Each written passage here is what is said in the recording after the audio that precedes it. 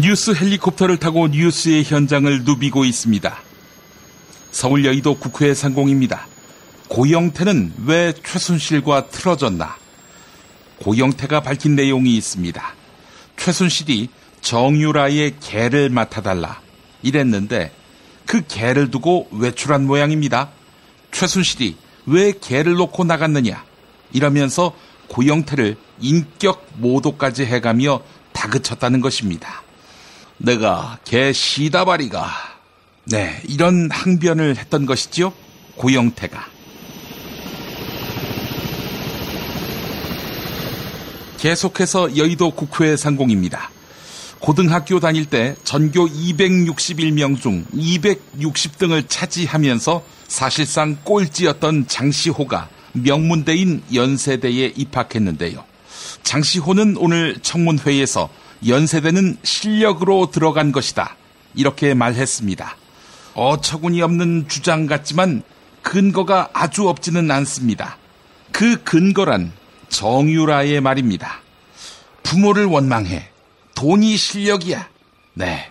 정유라가 이랬었죠? 근데 묻고 싶습니다. 그 돈이 네 돈이냐? 외교부가 있는 정부 서울청사 상공입니다. 박근혜가 참석하겠다던 한중일 3국 정상회의가 끝내 무산됐습니다. 중국이나 일본이 참석할 의사를 내비치지 않은 것입니다. 박근혜 혼자 스케줄 잡으며 수선 떨더니 그야말로 개망신입니다. 가만히 있자 하자고 한 한중일 정상회담 시기가 다다음 주였네요. 내일 모레 운명이 어떻게 될 줄 모르는 박근혜. 정상회담은 무슨 정상회담입니까? 박근혜, 정상이 아니니 정상회담 말고 비정상회담을 열자고 하면 어떨까요? 모레가 오기 전에. 광고 듣고 뉴스는 현장이다에서 뵙겠습니다.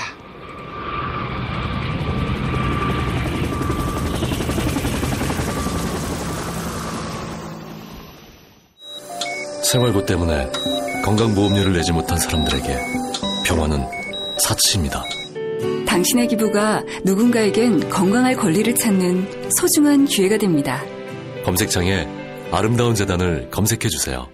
야, 근데 홍어가 진짜 그렇게 몸에 좋아? 아니, 끝내준다니까. 근데 비싸지? 별나 싸고 열나 맛있는 홍어가 있다니까. 어디? 알싸한 홍어. 네이버 검색창에 알싸한 홍어를 검색하시고 1599-6456 전화 주문도 가능합니다. 노력한 만큼 내어주는 자연. 그 자연의 마음을 알기에 정성농장 홍삼. 검색창에서 정성농장 홍삼을 검색해주세요. 010-9754-6972. 다이어트를 위한 꿀팁. 동결건조 채소와 곡물, 단백질, 그리고 효소와 비타민, 미네랄로 만든 다이어트 전용 그린 스무디로 하루 한두 끼만 바꿔 드세요. 비타샵에서 만나요. 한 가지 공지사항 전해드립니다. 12월 9일 온 국민의 관심이 여의도로 쏠릴 그날 저희 김용민 브리핑은 문자당 협찬으로 여의도 새누리당사 앞에 오픈 스튜디오를 마련하고 특별 공개 녹음을 펼칩니다. 오전 11시 반부터인데요. 전봉준 투쟁단 농민과 시민들의 발언, 그리고 관훈 나이트클럽, 김프로이드, 이완배 기자의 경제의 속살, 정호희 문자당 대표와 김수민 전 구미시 의원과 함께하는 본격 정치 논평이 함께합니다. 12월 9일 금요일 아침 11시 반부터 서울 여의도 새누리당사 앞에서 여러분 만나겠습니다. 오시는 분께 닭게장을 무상 급식합니다. 여러분의 많은 관심과 참여 바랍니다. 조선의 딸로서 잘하는 죄밖에 없는데. 남북 통일 만세! 새날이 올 때가 불리한 진술을 거부할 수 있습니다. 김무성 나와! 이나 민주주의를 알아, 이 새끼야!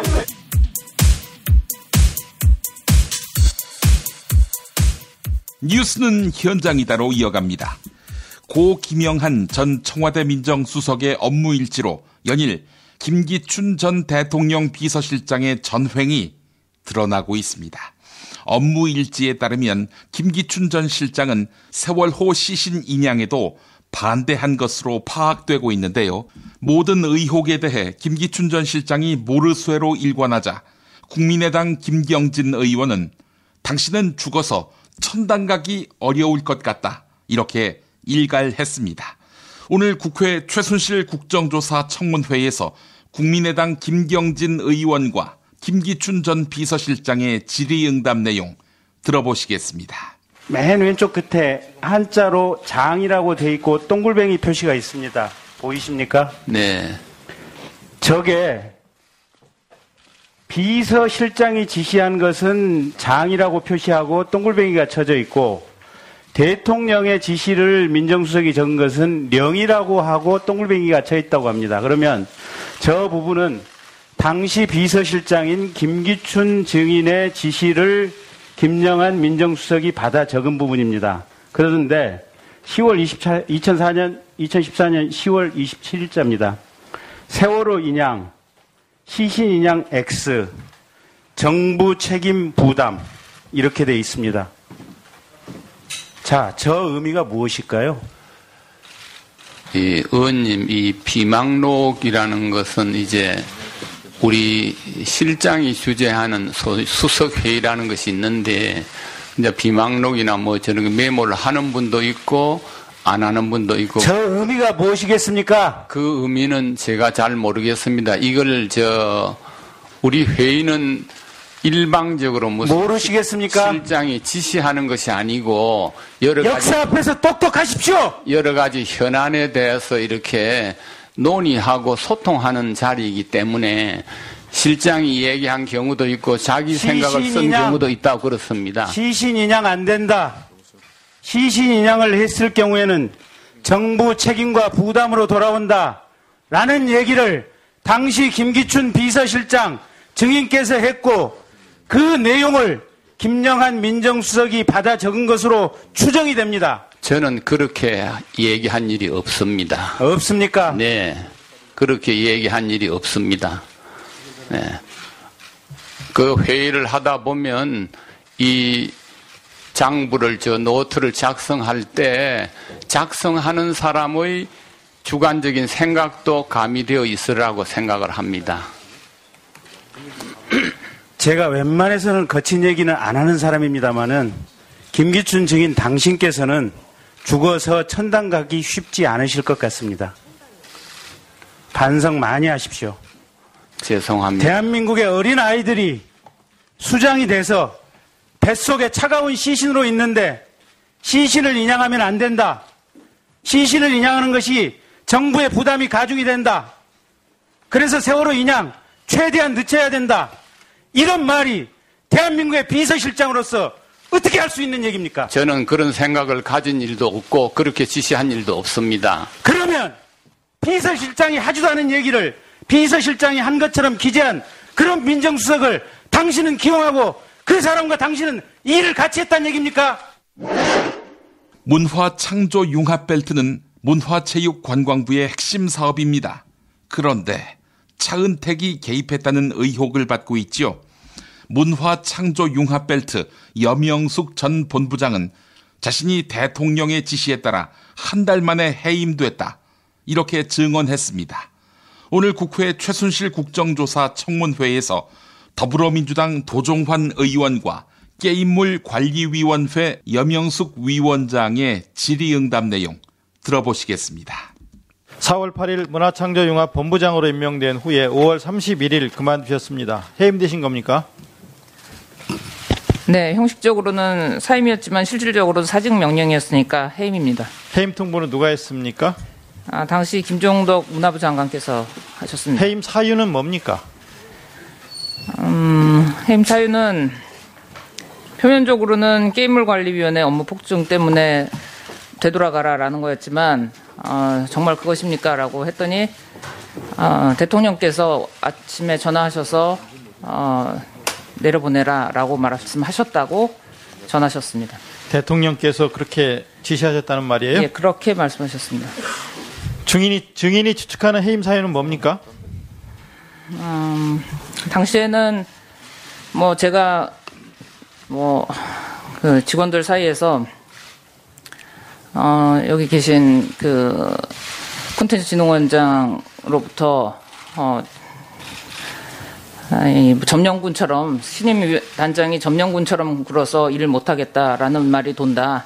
그리고 자꾸 불필요하게 영수증 달라고 하는 것 때문에 일을 못하는 것 같은데 앞으로 해야 될 일이 많은데 이건 문제가 좀 많다라는 얘기를 장관께서 직접 저한테 하셨었고, 그다음에 이제 절차 없이 진행되는 것들에 대해서 몇 번 말씀을 드렸었는데 그것들에 대해서 지속적으로 계속 제가 드린 그 의견이 결국은 무시되었고, 그런 것들에 대해서 제가 혹시 반감을 갖거나 일이 또 원하시는 대로 안 될까 해서 나가라고 하신 거 아닌가 그렇게 생각했습니다. 배명숙 정인 국회 정원에서는 거론되는 인물에 대해서는 실명으로 밝혀주셔야 합니다. 네, 그렇게 하겠습니다. 문화창조융합본부의 핵심 사업인 문화창조융합 벨트는 차은택 증인이 본인의 은사인 김종덕을 문화부 장관에, 외삼촌인 김상률을 청와대 교문수석에, 가장 가까운 송성각을 콘텐츠진흥원에 배치하면서 각종 문화사업을 통해서 사적 이익을 취한 박근혜 최순실의 핵심 문제 사업입니다.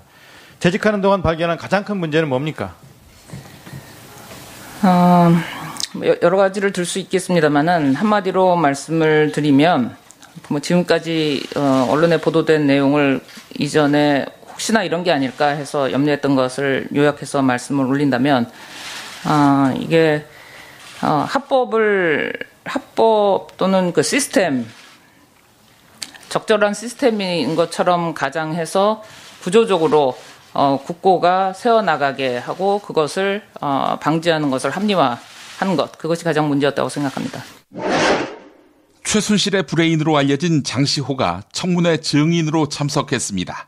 장시호는 최순실을 거스를 수 없었으며 지시하면 따라야 하는 입장이라고 변명했는데요. 한편 연세대 입학과 관련해서는 본인의 실력에 의한 것이었다고 강변했습니다. 오늘 국회 최순실 국정조사 청문회에서 더불어민주당 김한정 의원과 장시호의 질의응답 내용 들어보시겠습니다. 동계스포츠센터. 네. 이거 누구 아이디어였습니까? 최순실 아이디어, 네? 최순실 이모 아이디어였습니다. 그래서 이거 한번 해보라고 했습니까? 네. 그래가지고 누굴 찾아갔습니까? 누구하고 연결을 해줬습니까? 최순실 이모가. 이 사업을 추진하는데. 네. 그 다음에 어떤 단계로 했습니까? 제가 누굴 만난 사람 있잖아요. 네, 검찰에서 말씀드린 것은 네. 최순실 이모님께서 이거를 만들라고 얘기를 해서 네. 지원서를 만들어서 드렸고 계획서를 그 다음에는 여기 계시는 김종 차관한테 네. 제1기획에서 16억 원을 지원을 받았죠? 네. 그 지원받은 경위에 대해서는 알고 계십니까? 그건 잘 모르고 있었습니다. 김종 차관이 해줬습니까? 그거는 제가 검찰 조사에서 네. 말씀드리는데도 제가 추측할 수 없는 부분이라 한 3차례에 거쳐서 다 말씀드렸던 것 같습니다. 우리 제1기획 김재열 대표는 한 번도 본 적이 없습니까? 네. 만나진 적도 한 번도 없고요. 없습니다. 아니, 동계스포츠센터에 16억이라는 큰 돈을 지원을 해줬는데 감사 인사라도 해야 될 거 아닙니까? 그리고 이게 평창 관련 사업 아닙니까? 평창 동계올림픽 대비해서 스포츠 경제센터를 만드는데 그 평창 올림픽하고 관련이 있는 분을 아직 인사도 안 했다고 하는 걸 믿을 수 있겠습니까? 한 번도 본 적 없어요, 정말? 네, 없습니다.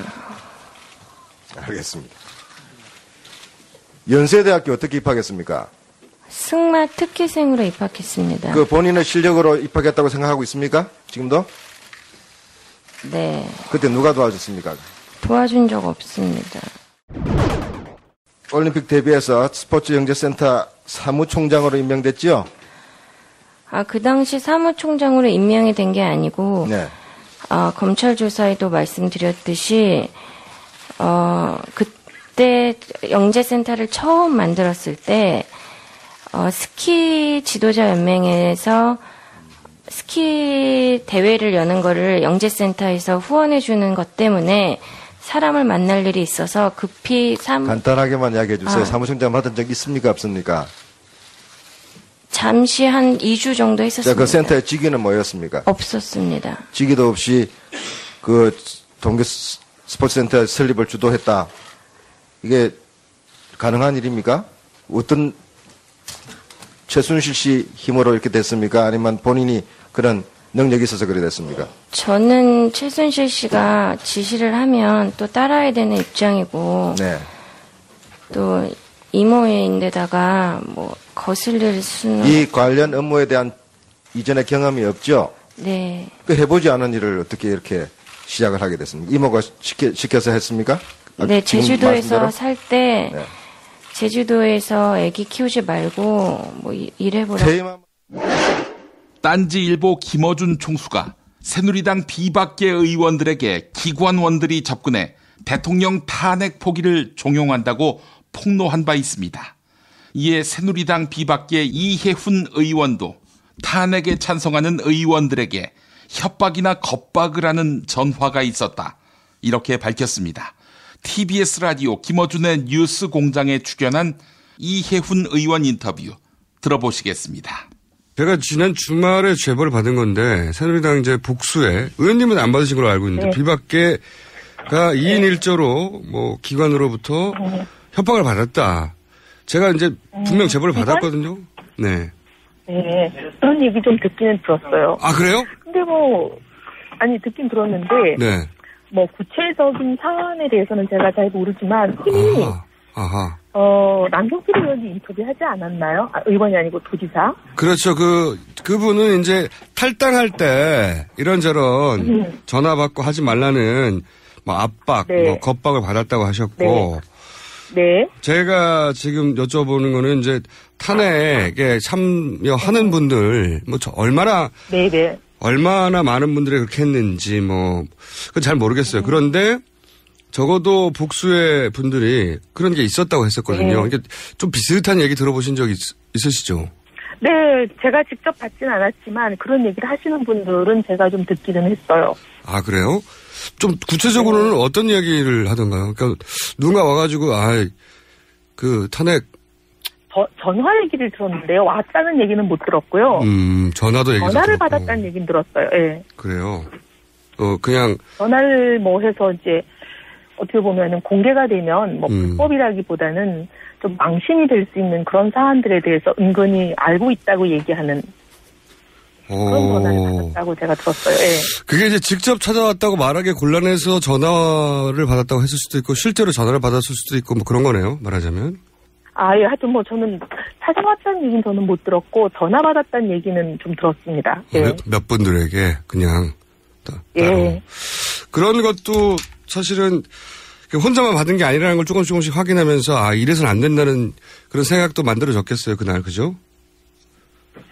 그렇겠죠? 네. 근데 저한테는 어떤 분이 전화를 하셨는데 그런 건 없었고, 그냥 박근혜 대통령 좀 생각하면, 그렇게 탄핵하고 그러면 안 되지 않겠냐, 이렇게 이제, 해결할까? 달랜달까? 읍소랄까? 의원님은 워낙 확고하니까요. 해봐야 별 소용이 없으니까. 예. 예, 그러셨겠죠. 여하간 전화 받았다고 했지만, 그게 실제 전화인지 직접 찾아왔는지는 구체적인 몰라도 여하간 그런 식의 압박이 좀 있긴 있었다. 네. 그러니까 본인한테는 불리하거나 부끄럽거나 알려지기 싫어할 만한 이야기를 들고서. 네. 네. 근데 그중에 이제 예를 들면, 불법인 그런 것도 있긴 있겠죠. 근데 저한테 얘기를 할 때는 본인이 불법이다 얘기를 하기가 곤란하죠. 네. 그냥 불법이라고 얘기 안 하시고 좀 망신스러운 일이라고 얘기하셨을 수 있겠죠. 망신스러운 개인적인 일을 어떻게 알겠습니까? 다른 사람들이. 그러니까. 네. 그게 주로 사정기관의 정보겠죠, 그렇겠죠. 예. 세월호 참사 당일 대통령 박근혜는 머리 손질에만 90분이 넘는 시간을 허비했습니다. 하지만 세월호 참사 유가족들은 박근혜의 머리 손질 이외에 탑승자들을 구하지 않은 진짜 이유를 밝혀야 한다. 이렇게 호소하고 있습니다. CBS 라디오 김현정의 뉴스쇼에 나온 고 최진혁 군 어머니 고영희 씨 인터뷰 들어보시겠습니다.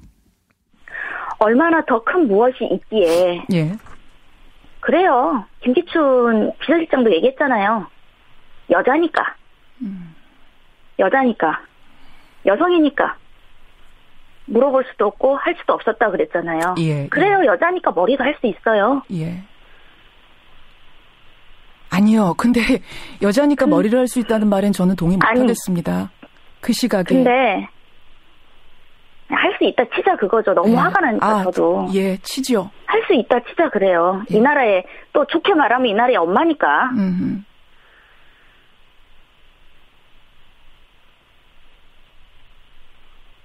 할 수 있다 쳐도. 예. 그 뒤에 얼마나 더 큰 진실이 감춰져 있길래 이러한 사소한 거 가지고 큰 이슈처럼 알겠습니다. 예. 터뜨리고 우리는 그날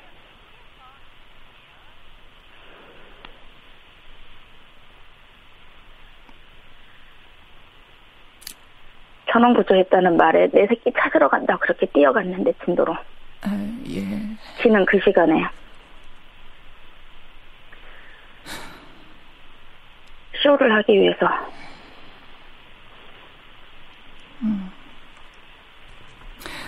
전원 구조됐다는 말을 듣고 어머니들은 다 기뻐서 버스 타고 진도로 맨발로 눈곱도 안 떼고 가던 그 시각에 진혁이 생각이 지금도 뭐 당연히 많이 나시죠? 맞아. 안 날 수가 없어요. 참. 이 시간에도 애가 학교 갈 시간이고 더 화가 나는 건 그 배에 물이 차오르는 시간에 아무것도 안 하고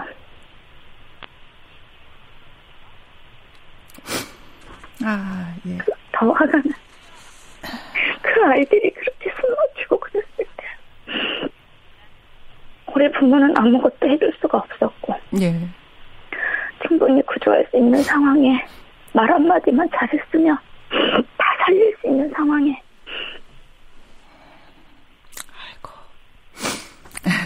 제가 페이스북에도 어제 올렸어요. 예. 머리 다 치워 뜯어버리고 싶다고. 어머님. 어머님, 아이고, 이거 어떻게 뭐라고 말씀을 드리면서 인터뷰를 마쳐야 될지 제가 잘 모르겠습니다. 저도 감정이 복받쳐서 죄송합니다. 이 7시간의 진실 꼭 밝혀줘야겠고요. 우리 진혁이를 위해서라도 다른 많은 아이들을 위해서라도 끝까지 왜 그렇게 우리가 아이들을 놔줘야 했던가 그렇게 보내야 했던가 끝까지 밝혀지기를 저도 끝까지 노력하겠습니다. 감사합니다. 어머님. 같이 싸워주시고. 예. 러시아 베링입니다. 너무 추워서 사람이 살지 못하는데요. 그 어느 곳보다 깨끗한 청정해역입니다.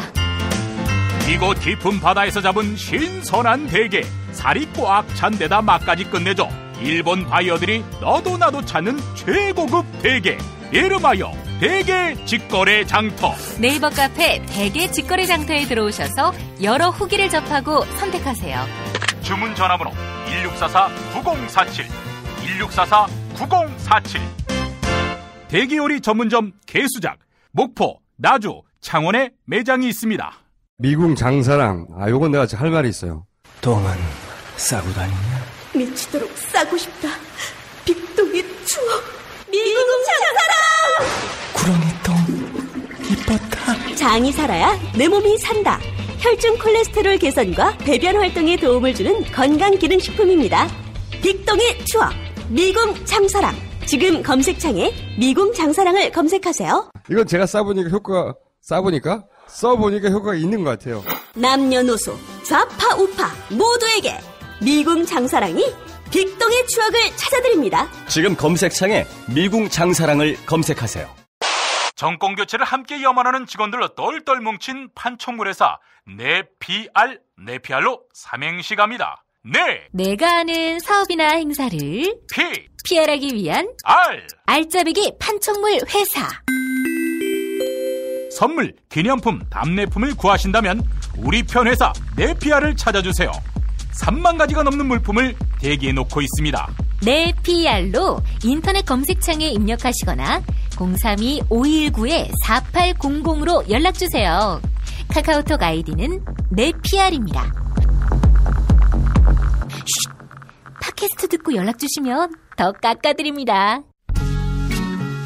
존경하고 사랑하는 국민 여러분, 간절한 염원을 담은 촛불을 들고 소리치는 행동하는 양심, 겁나게 자랑스러워 불어요. 국민 여러분, 이럴 때일수록 건강을 챙겨야 합니다. 일산에 있는 풍무양고기, 그 집에 영양 가득한 양갈비와 양꼬치, 그리고 말하자면 맛있는 요리들, 가족 외식은 물론이고 직장 회식하기 딱 좋은 곳이에요. 피의자, 자네도 그 맛을 아는가? 글쎄요, 저의 공범인 무당이 저를 데려간 적이 없어서. 말하자면 031-902-9292. 건강한 몸, 건강한 피부, 건강한 화장품을 물려주고 싶습니다. 수아비스 화장품은 눈에 들어가도, 상처 위에 발라도, 혹은 아이들이 실수로 먹더라도 괜찮아야 한다는 목표로 95% 천연 원료 함유에 도달하기까지 달려왔습니다. 수아비스랩닷컴에서 여러분의 성원에 힘입어 12월 15일 베이비 전용 제품을 출시합니다. 지금 바로 수아비스 화장품 홈페이지를 방문해서 베이비 제품 체험단 참여 이벤트를 클릭해주세요. 민감성, 아토피성 피부에도 효과적인 수아비스 베이비 제품을 보내드립니다. 아이부터 어른까지 수아비스 화장품.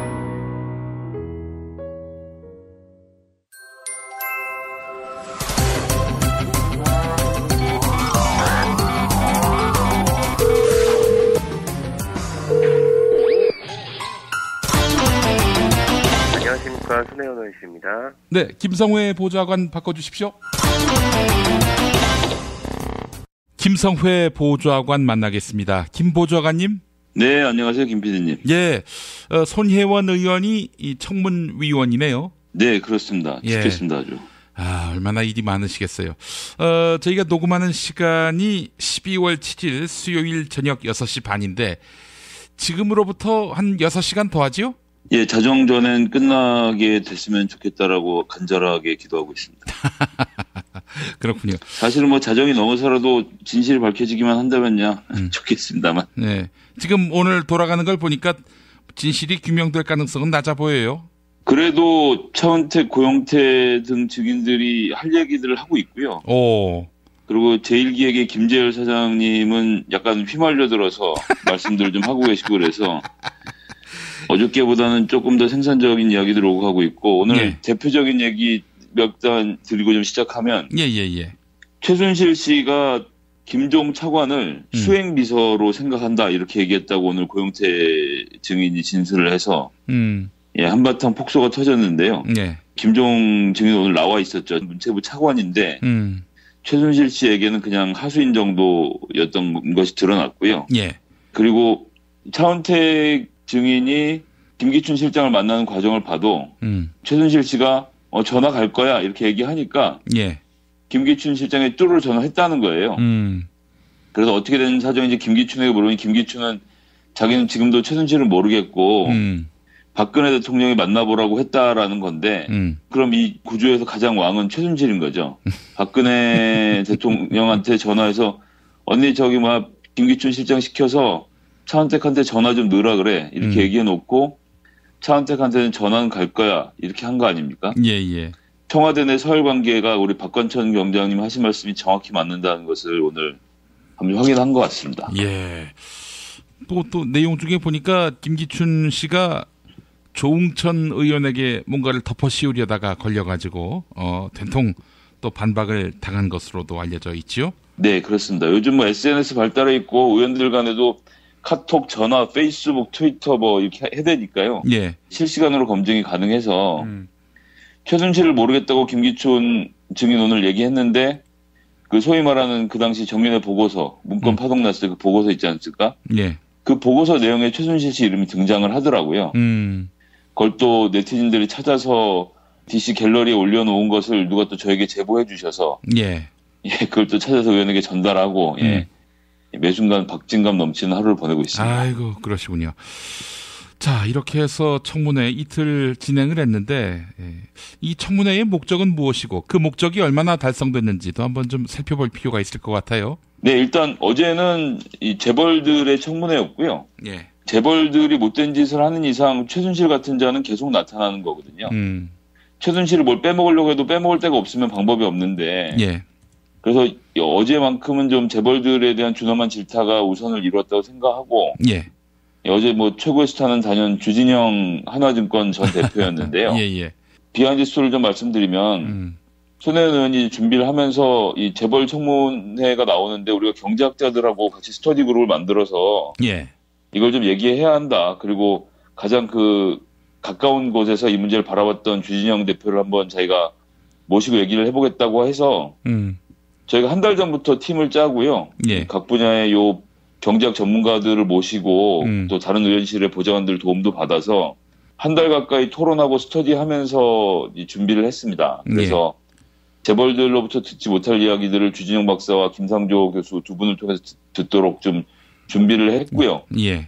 그리고 나온 증인들이 거짓말을 어떻게 할 것인지까지 대비를 해서 좀 내실 있게 진행을 해서 예. 나름 좀 성과가 있지 않았나 싶고요. 오늘은 이제 최순실의 여러 가지 국정농단에 대해서 드러냈어야 하는 자리인데 오늘 뭐 차은택 입에서 나왔지만 최순실이 문화부 장관 한번 추천해봐 그래서 누굴 추천했대요. 근데 그 사람은 조금 안 되겠는데 또 딴 사람 추천했는데 그 사람도 좀 그렇다 그러더니 김종덕을 하니까 됐다는 거예요. 그러니까 이거 무슨 얘기냐면 문화부 장관을 정하는데 다른 통로는 없고 최순실이 하는데 최순실이 아는 사람이 차은택밖에 없으니 차은택이 서너 명 정도를 추천해서 그 중에서 자기가 옛날 그 회사 사장이었던 김종덕을 추천해서 장관을 만들고 교육수석도 자기 외삼촌 추천을 한 거 아닙니까? 예. 그냥 추천했더니 그냥 되더래요. 그래서 차은택도 되게 깜짝 놀란 인상을 줬고 나라 꼴이 어떻게 돌아가는지 국정농단의 좀 한 단면을 제대로 보여주지 않았나. 예. 그렇게 생각을 하고 있습니다. 예.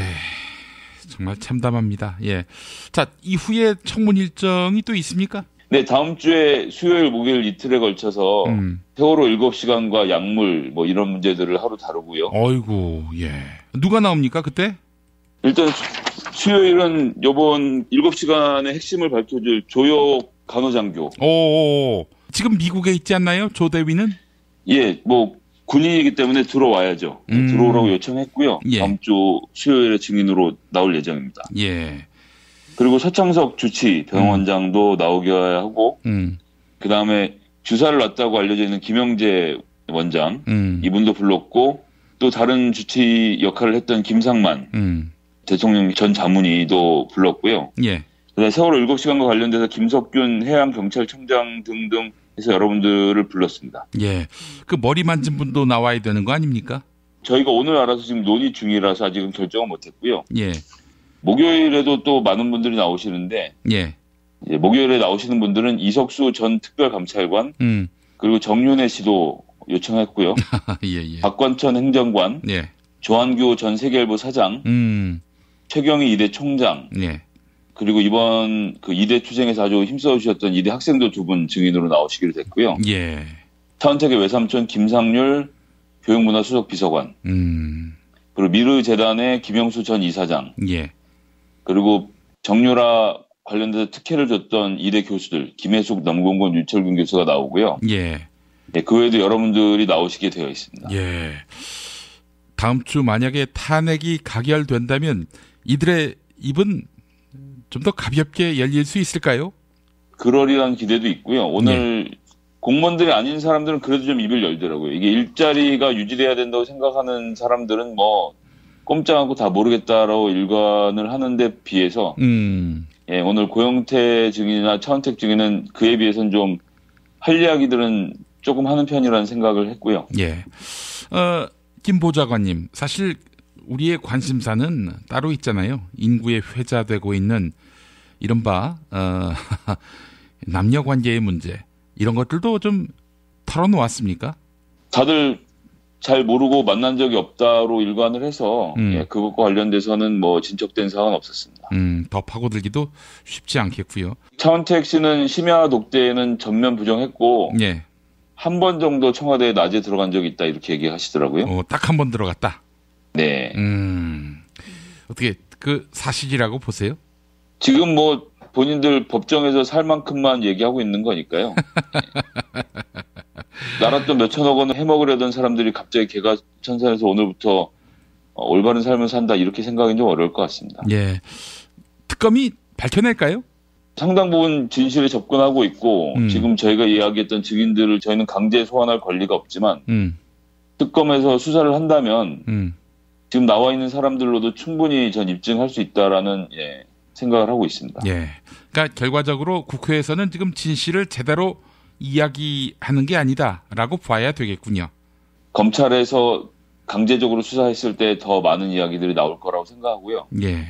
저희는 일단 저희가 가진 권한 안에서 최대한 노력하고 의혹 제기하고 그것을 특검으로 넘기는 과정이라고 보시면 되겠습니다. 아유, 우리 국회가 좀 더 힘이 있으면 좋겠습니다. 그래서 오늘 같은 경우도 이제 손혜원 의원이 두 사람의 수사를 요청했어요.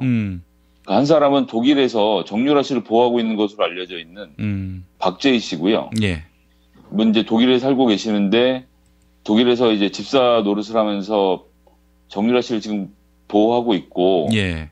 지난 2월 3월에는 한국에 들어와서 비대행 명함을 파고 대기업들을 찾아다니면서 돈을 받아내려고 했던 정황도 저희가 확보를 했거든요. 예. 그래서 이분이 지금 수사선상에 안 올라와 있어서 저희가 요구를 했고 그다음에 최순실 일가의 재산을 관리하는 것으로 잘 알려지진 않았지만 문영수라는 분이 계세요. 예. 이분은 그 더팩트라는 신문에서 독일의 그 최순실 씨 집을 찾아갔더니 쓰레기통에서 이 문영수 씨의 항공 화물 태그를 찾아냈습니다. 이렇게 긴급하게 독일로 도망가 있는 최순실 씨의 자택에 머물 정도라면 얼마나 가까운 사이인지 아시겠죠? 예. 이분은 3년 전에 최순실 씨가 하남에 있는 땅을 팔려고 했을 때 그 땅을 팔려고 나왔었던 대리인이기도 하고요. 이분이 잡혀 들어가면 그 최순실 씨가 가지고 있는 재산의 규모를 파악하는 데 큰 역할을 할 거라고 생각해서요. 예. 저희 힘으로 찾아보려고 했지만 뭐 사실 수사권을 갖고 있지 않아서 어려워서 예. 오늘 국정조사 자리를 통해서 손혜원 의원이 두 사람에 대한 특검에서의 수사를 요청을 했습니다. 정식으로. 알겠습니다. 자, 지금 국회에 대한 관심 또 한 축이 바로 탄핵입니다. 오늘 6시 반까지 어떻습니까? 기류가요. 전 뭐 특히나 어제 머리 올리는 이야기가 나오는 것으로 예. 30표 정도는 더 붙었다고 보고요. 30표? 오. 예. 동해 삼척에 계시는 국회의원 한 분은 여론조사를 돌려서 결국은 탄핵 찬성하기로 결정을 하신 마당이니까 예. 지금 이런 상황에서 박근혜 대통령을 싸고 도는 것이 과연 무슨 의미가 있겠는가라는 인식이 좀 그 비박사에서 완전히 확고해진 것 같고요. 예. 지금 이제 겨우 버티는 게 뭐 세월호 7시간을 넣냐 빼냐 이런 얘기를 가지고 이제 마지막 남은 자존심을 지켜보려고 하는데 전 지금 뭐 대화 국면이냐라고 하면 왜 더불어민주당과 국민의당이 비박이나 친박을 설득해야 하는지 모르겠습니다. 국민의 명령인데 이 국민의 의지를 대의하는 대의기관인 국회는 국민이 시키는 대로 하면 되거든요. 그렇게 못하겠으면 뭐 자기가 죽기를 각오하고 그렇게 못하겠다는 사람들을 말릴 생각은 없습니다만 전 여기서 우리가 새누리당을 설득할 때가 아니라 국민과 한편에 서 있을 때다 이렇게 생각을 합니다. 그렇죠. 지금 시간이 누구 편입니까?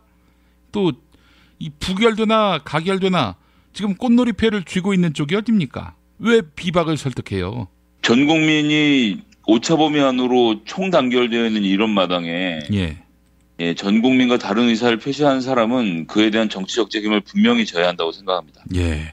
자, 김 보좌관님, 만약에 금요일에 가결이 된다. 몇 시쯤 회의가 있을 것 같습니까?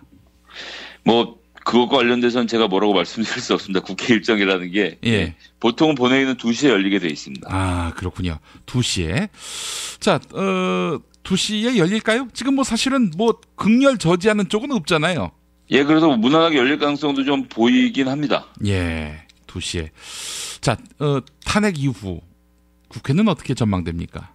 탄핵 이후는 사실 시계 제로라서 저희가 무엇을 쉽게 말씀드릴 수는 없겠지만 일단 탄핵이 되고 나면 총리를 새로 뽑아야겠죠.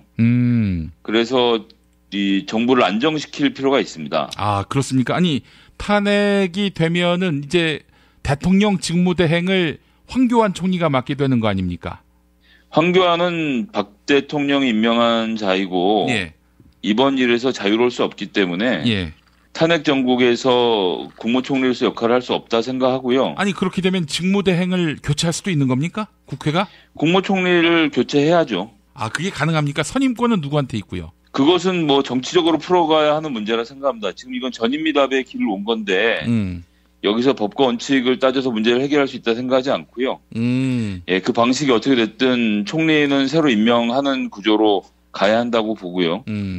그리고 나면 국회에서 또 그다음 논의들이 벌어질 텐데 그것이 과연 뭐 개헌으로 갈지 어디로 갈지는 지금으로서는 짐작하기 어렵습니다. 예, 박근혜 씨가 결국 이제 국회의 큰 결의 아닙니까?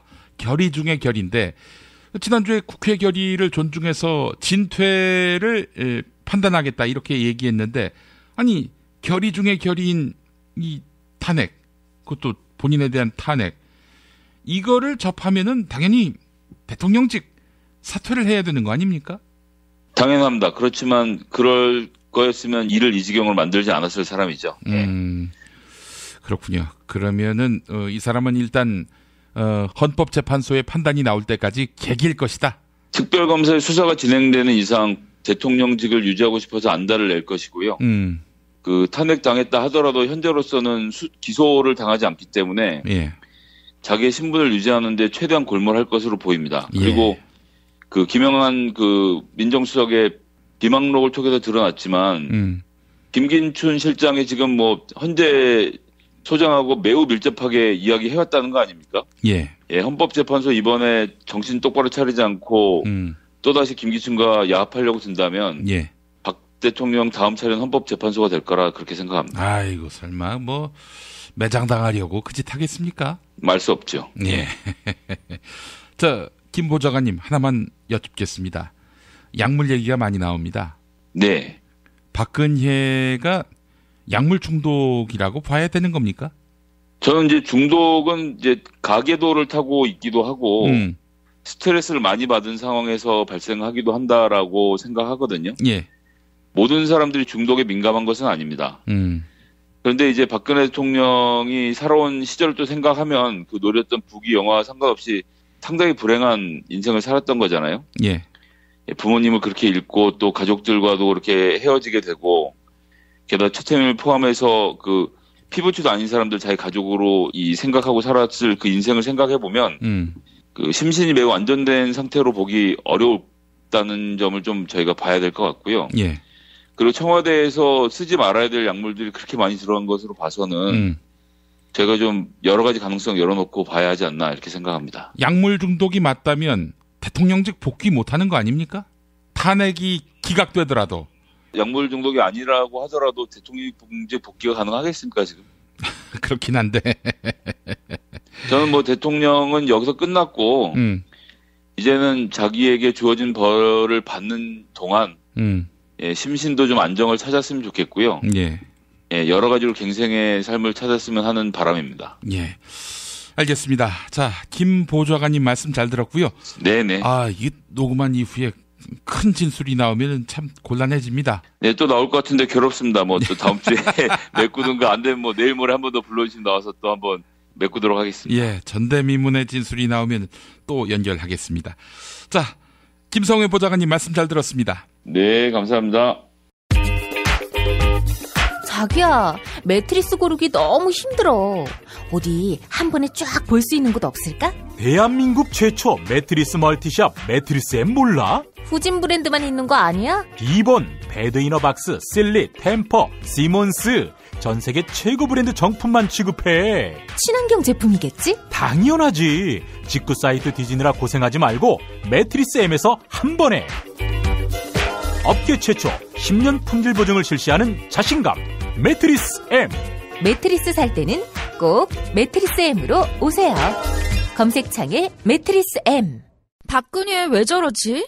문재인, 김무성, 안철수는 또 왜 저러지? 뉴스로는 알 수 없는 진짜 정치 현장 이야기. 한겨레 정치팀 기자들이 취재 수첩을 낱낱이 공개합니다. 본격 정치관찰 팟캐스트. 언니가 보고 있다. 팟빵에서 언니를 검색하세요. 한겨레 정치바와 함께하는 정치 한 건에 써. 김태규 기자 만나겠습니다. 김 기자님. 네, 안녕하십니까? 예, 세월호 7시간 동안 머리를 만졌다. 그야말로 일파만파입니다. 예, 어제 저희가 보도를 했고요. 청와대는 바로 반박 자료를 냈습니다. 예. 청와대는 오늘 그 여당 의원이 황영철 의원한테 청와대 출입 기록을 근거로 이제 답변서를 보내왔는데 예. 그 답변 내용을 보면 이렇습니다. 그 당일 청와대에 들어간 정아무개 원장이 출입한 기록이 있는데 오후 3시 22분에 들어갔다가 1시간 15분 뒤인 4시 37분에 빠져나갔다. 기록이 그렇게 돼 있습니다. 그리고 당사자들한테, 그러니까 정 원장이겠죠. 정 원장한테 물어보니 머리를 손질한 시간 한 20분 정도다. 그러니까 75분 중에 실제 대통령 머리를 만진 시간은 20분 정도다. 이렇게 이제 해명을 했는데요. 청와대에서는 또 얘기를 했습니다. 이 미용사는 시간제 계약직 직원으로 출입증을 찍고 들어간다. 그리고 아침에 출입한 기록은 없다고 얘기를 했습니다. 그리고 그 미용사들은 어제 SBS랑도 이제 그 인터뷰를 했는데 예. 정 원장은 보통 오전 8시에 들어가서 한 10시 정도에 나오고 그 뒤에 이제 미용실 일을 한다. 그렇게 얘기를 했거든요. 예. 그런데 지금 청와대에서는 아침에 들어온 출입 기록은 없다고 지금 얘기를 하고 있고요. 예. 그러면 왜 통상 오전에 하는 머리 손질을 왜 오후에 했는지 청와대에서는 지금 답을 하지 못했고 예. 그렇다면 이걸 다 종합을 하더라도요. 뭐 솔직히 지금 청와대의 해명도 솔직히 믿기가 어려운 상황입니다. 그동안 거짓말을 계속 많이 해왔기 때문에 사실 그 부분도 그랬지 않습니까? 외부인은 당일 청와대에 들어온 적이 없다. 이렇게까지 얘기를 했죠. 어제 그 이영석 청와대 경호실 차장은 그렇게 얘기를 했습니다. 간호장교인 신 씨가 약 4분 정도의 관저에 있었고 이를 제외하고는 내부 근무자의 출입도 없었다. 이렇게 얘기했거든요. 예. 그러니까 뭐 이분들이 지금 계약직 직원이니까 외부인이 아니라고 이제 우길 수 있는데 그럼에도 불구하고 이영석 경호실 차장은 간호장교를 제외하고 내부 근무자의 관저 출입도 없었다. 지금 이렇게 주장을 했기 때문에 예. 이러나 저러나 이거는 위증, 거짓말을 한 거나 다름이 없고요. 예. 그리고 이 설명이 맞다고 하더라도 그러면 박근혜 대통령이 오후 3시 22분이면 그 전에는 어쨌든 외부 활동을 할 수 있는 준비가 전혀 안 돼 있다는 얘기잖아요. 예. 그 전에는 그러면 도대체 무슨 일을 하고 정말로 무방비 상태로 왜 무슨 일을 하면서 관저에서 머리도 만지지 못하고 그야말로 봉두난발로 하고 있었을 텐데 무슨 연유 때문에 그렇게 오후 3시가 넘어서야 외부에 이제 공식 행사를 수행할 그런 준비를 했는지 이런 부분도 설명이 돼야 되는데 그런 부분 지금 설명이 하나도 없고 예. 그렇기 때문에 대통령의 그 4월 16일 당일 행적에 대해서는 뭐 그게 20분이 됐건 90분이 됐건지 간에 대통령이 그 시간에 머리를 만졌다는 사실은 이제 확인이 된 것이고요. 예. 그럼 나머지 시간은 도대체 무엇을 했느냐 그 부분에 대한 의문은 계속 증폭될 수밖에 없는 상황이 됐습니다. 사실 한겨레 또 SBS 보도가 없었다면은 20분 동안 머리 만졌다. 이게 드러나지 않았을 거 아닙니까? 예, 이른바 뭐 대통령의 사생활 중에 하나의 범주로 분류가 돼서 뭐 그 누구도 얘기하지 않았잖아요. 구체적으로 나온 내용이 하나도 없었는데 어찌 보면 그 7시간 중에 하나의 단초 아주 작은 꼬투리 하나 저희가 끄집어낸 거라고 보고요. 예. 나머지 시간 도대체 뭘 했는지 그것도 밝혀야 할 필요가 더더욱 커진 것 같습니다. 예. 그렇기 때문에 진실 규명에 도움을 주지는 못할 망정 방해까지 했던 청와대 아닙니까? 이런 청와대에서 그 어떤 해명을 내놓더라도 믿을 수가 없습니다. 예, 그리고 지금 가장 쉽게 확인할 수 있는 방법은 당일 그 대통령 관저의 CCTV를 분석하면 되거든요. 예. 몇 시에 누가 들어가고 누가 나오고 대통령은 어떻게 움직이고 동선이 다 나올 텐데 지금 청와대에서는 얘기를 하기를 보존연한이 다 됐기 때문에 다 폐기했다고 얘기를 하고 있어요. 사실상 증거인멸이죠. 그렇죠. 그래서 이제 결국 남은 것은 특검에서 어떤 개인들에 대한 이제 구증밖에 남은 게 없는 것 같고 그렇게라도 좀 진실이 밝혀지기를 기대하겠습니다. 예. 확실한 거는 세월호 참사가 발생을 해서 눈, 코 뜰 새가 없을 상황에서도 머리를 만졌다는 거 아닙니까? 예, 그렇습니다. 그 머리를 만진 게, 7시나 오전 8시나 우리가 춘이 얘기한 9 to 6에서 그 출근 시간 이전이라면 그걸 누가 뭐라고 하겠습니까? 그렇죠. 그런데 예. 그 정말로 아이들이 죽어가고 배가 뒤집어지는 그 상황, 오후 1시가 됐건 오후 3시가 됐건 그 시간에도 지금 사람을 불러서 머리를 했다는 것 자체가 용서가 될 수 없는 짓인 거죠. 예. 분노가 납니다. 어제 잠을 못 잤어요. 혈압이 치솟느라. 그리고 특히 세월호 가족분들은 뭐 밝힐 수 없는 사정이 있었겠지. 그건 뭐 국사를 챙기는 대통령으로서 드러낼 수 없는 무언가의 공적 업무겠지. 이런 믿음이 있었거든요. 그 믿음마저 다 깨졌다는 점에서 그분들의 허탈감, 분노. 네, 이것까지 생각하면은 못 살 것 같아요. 예, 정말. 자, 다음 소식 살펴보겠습니다. 오늘 세월호, 김기춘, 차은택, 장시호가 나온 청문회 아닙니까? 정말 이 김기춘 씨는 대단한 분입니다, 정말. 그러니까 이게 다른 증인들 같은 경우에는 상당히 좀 머뭇거리기도 하고요. 예. 말도 좀 제대로 못하고 동공지진도 나고 뭔가 좀 숨기고 있다, 거짓말하고 있다, 막 이런 티가 이제 팍팍 나는데 예. 김기춘 이 사람은 정말 미동도 없이 정말 진실을 얘기하는 듯한 모른다고 하는데 정말 모르는 것 같은 근데 객관적인 상황으로 봐서는 모를 수가 없는 상황인 예. 정말 메소드 연기의 달인이다 예. 보면서 정말 감탄할 수밖에 없었는데요. 예. 오늘 여러 가지 그 내용이 있었습니다. 어제 청문회 주인공이 이재용 삼성 부회장이었다면 오늘 청문회 주인공은 김기춘 전 비서실장인데 예. 여러 가지 사안이 있었지만 어쨌든 김기춘 전 실장의 폐악질, 나쁜 짓을 지금 객관적으로 증명할 수 있는 것은 김영한 전 민정수석의 비망록 아니겠습니까? 그 내용을 가지고 많이 추궁이 됐는데 김기춘 전 실장은 미동도 하지 않았고 몇 가지 사안 중에 대표적인 게 세월호 시신 인양을 하면 정부 책임과 부담으로 돌아온다. 이런 이제 메모가 있었고요.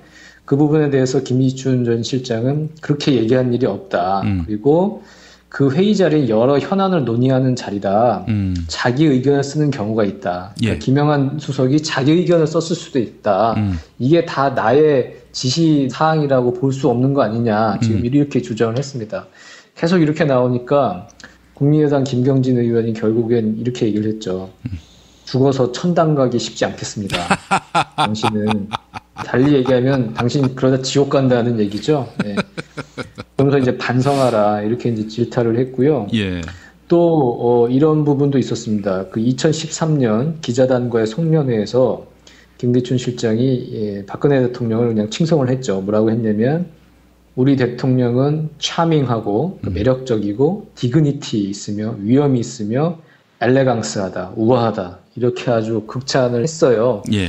이 얘기를 이제 안민석 의원이 다시 반복을 하면서 지금도 그렇게 생각하냐고 물었습니다. 이렇게 물으니까 김기춘 전 실장은 그 당시에는 그렇게 생각했다. 근데 지금은 뭐라고 드릴 말씀이 없다. 이러면서 지그시 눈을 감았습니다. 예. 그런데 다시 생각해 보면 박근혜라는 사람의 본질은 김기춘이라는 사람은 당시에도 이미 알고 있었거든요.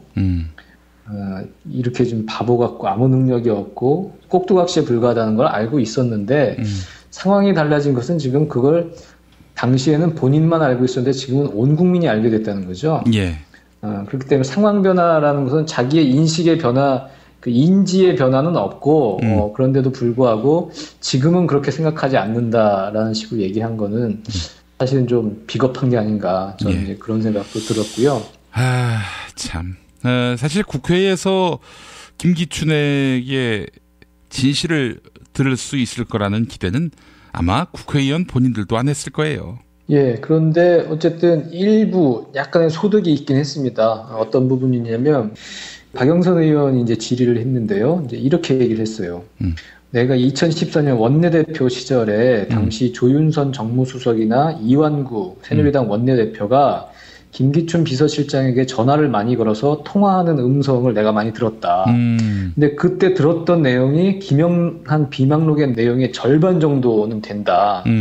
그러면 이거 당신이 한 얘기 아니냐 이렇게 이제 추궁을 했어요. 그러니까 김기춘 전 실장은 지시를 전혀 안 한 건 아니다 이렇게 얘기를 했습니다. 그러니까 김영한 비망록에 나오는 메모 중에 어느 정도는 내가 한 말이 들어가 있을 수도 있다 이렇게 이제 인정을 한 거거든요. 그래서 이 정도는 정말로 약간의 소득이라고 볼 수 있을 것 같습니다. 예.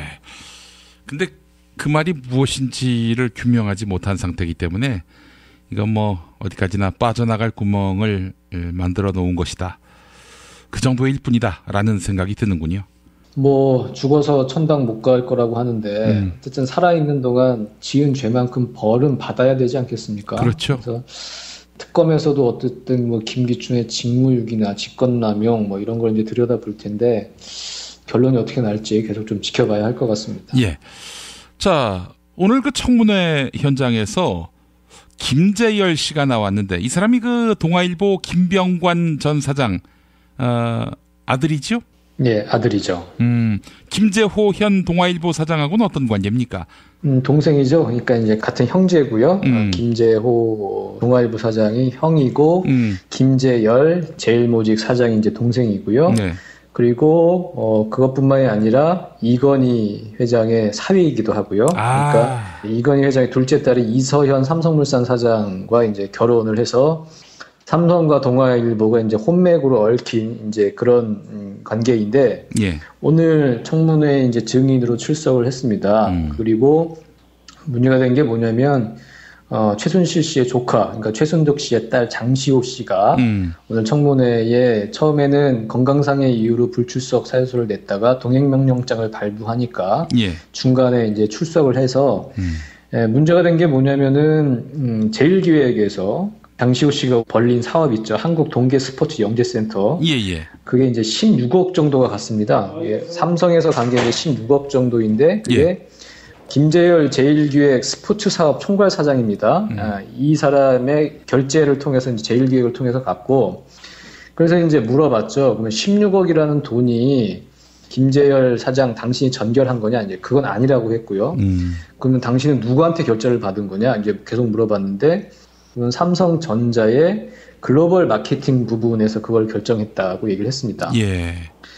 사실은 그 원했던 답은 그거죠. 훨씬 더 윗선인 삼성전자의 어떤 뭐 미래 전략실이나 장충기 사장이나 아니면 이재용 부회장이냐 이렇게 이제 지시를 받아서 이제 집행한 거 아니냐면서 이 사람이 그러면 결제선에 있는 거니까 그 위에 결제선이 있지 않겠습니까? 그 윗선이 누구냐 계속 물어봤는데도 그 개인이 누군지 모르겠고 그냥 삼성전자 글로벌 마케팅 부서에서는 했다. 뭐 이런 식으로 계속 바보 같은 질문만 계속 한 거예요.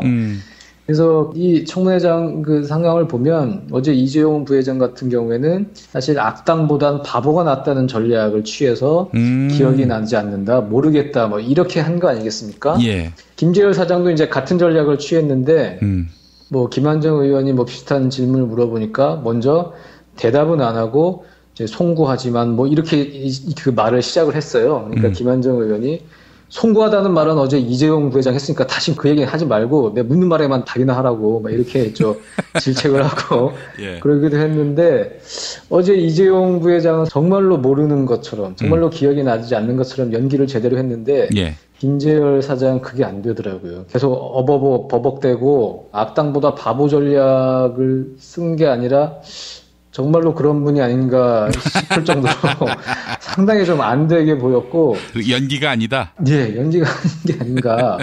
제가 궁금했던 건 그 제일기획이 이뤘던 그 광고 업계에서 대한민국 최고의 기업 아니겠습니까? 그렇죠. 그리고 이미지 메이킹이나 이런 부분도 상당한 그 노하우를 가지고 있는 기업인데 그런 제일기업의 CEO인 사람이 나와서 오히려 그 회사의 이미지를 망쳐버리는 그런 결과여서 이게 확실히 제일기획사장이어도 성골인 이재용 부회장과는 이게 급이 달라서 지원이 제대로 안 된 건가 좀 그런 생각이 들기도 하고 또 하나 좀 서글펐던 것은 어쨌든 이게 부모 잘 만나고 장가 잘 간 거 아니겠습니까? 김병관 동아일보 사장의 아들이고 또 이건희 회장의 사위이고 제가 보기에는 어제 뭐 이재용 부회장도 나보다 능력이 있는 훌륭한 분이 있으면 경영권 다 남기겠다고 했는데 김재열 사장도 별로 그렇게 훌륭한 사람 같지는 않더라고요. 그 굴지의 광고 기업을 경영할 정도로. 근데 부모 잘 만났다는 이유로 저렇게